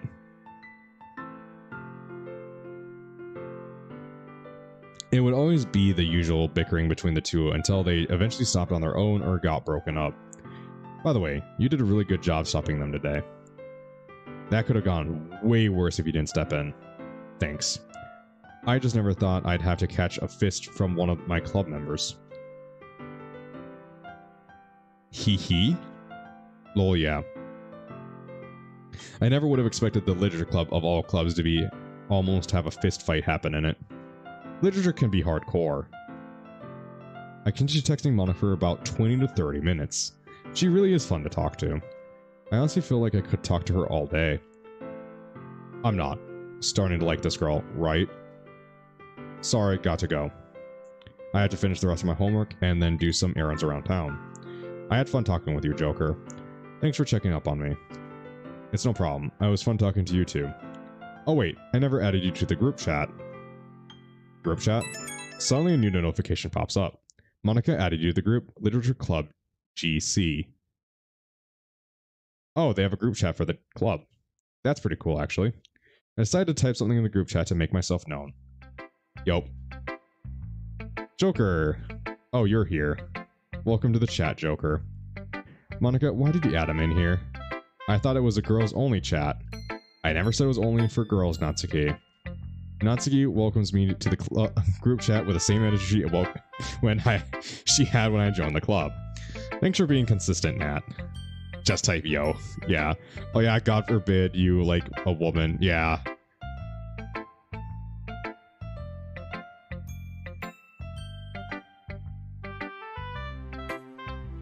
Yeah, no liking women allowed. Lol. Haha. Don't call me Nat. Alright, that's enough messing around with Natsuki for one day. I think it's about time I actually got some food for myself.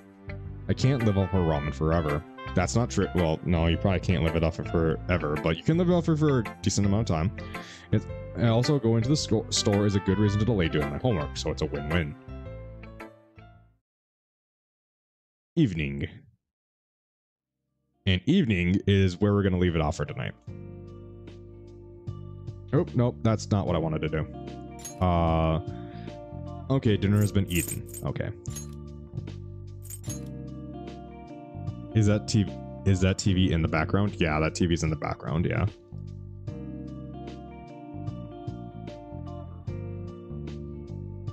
No, let me... There we go.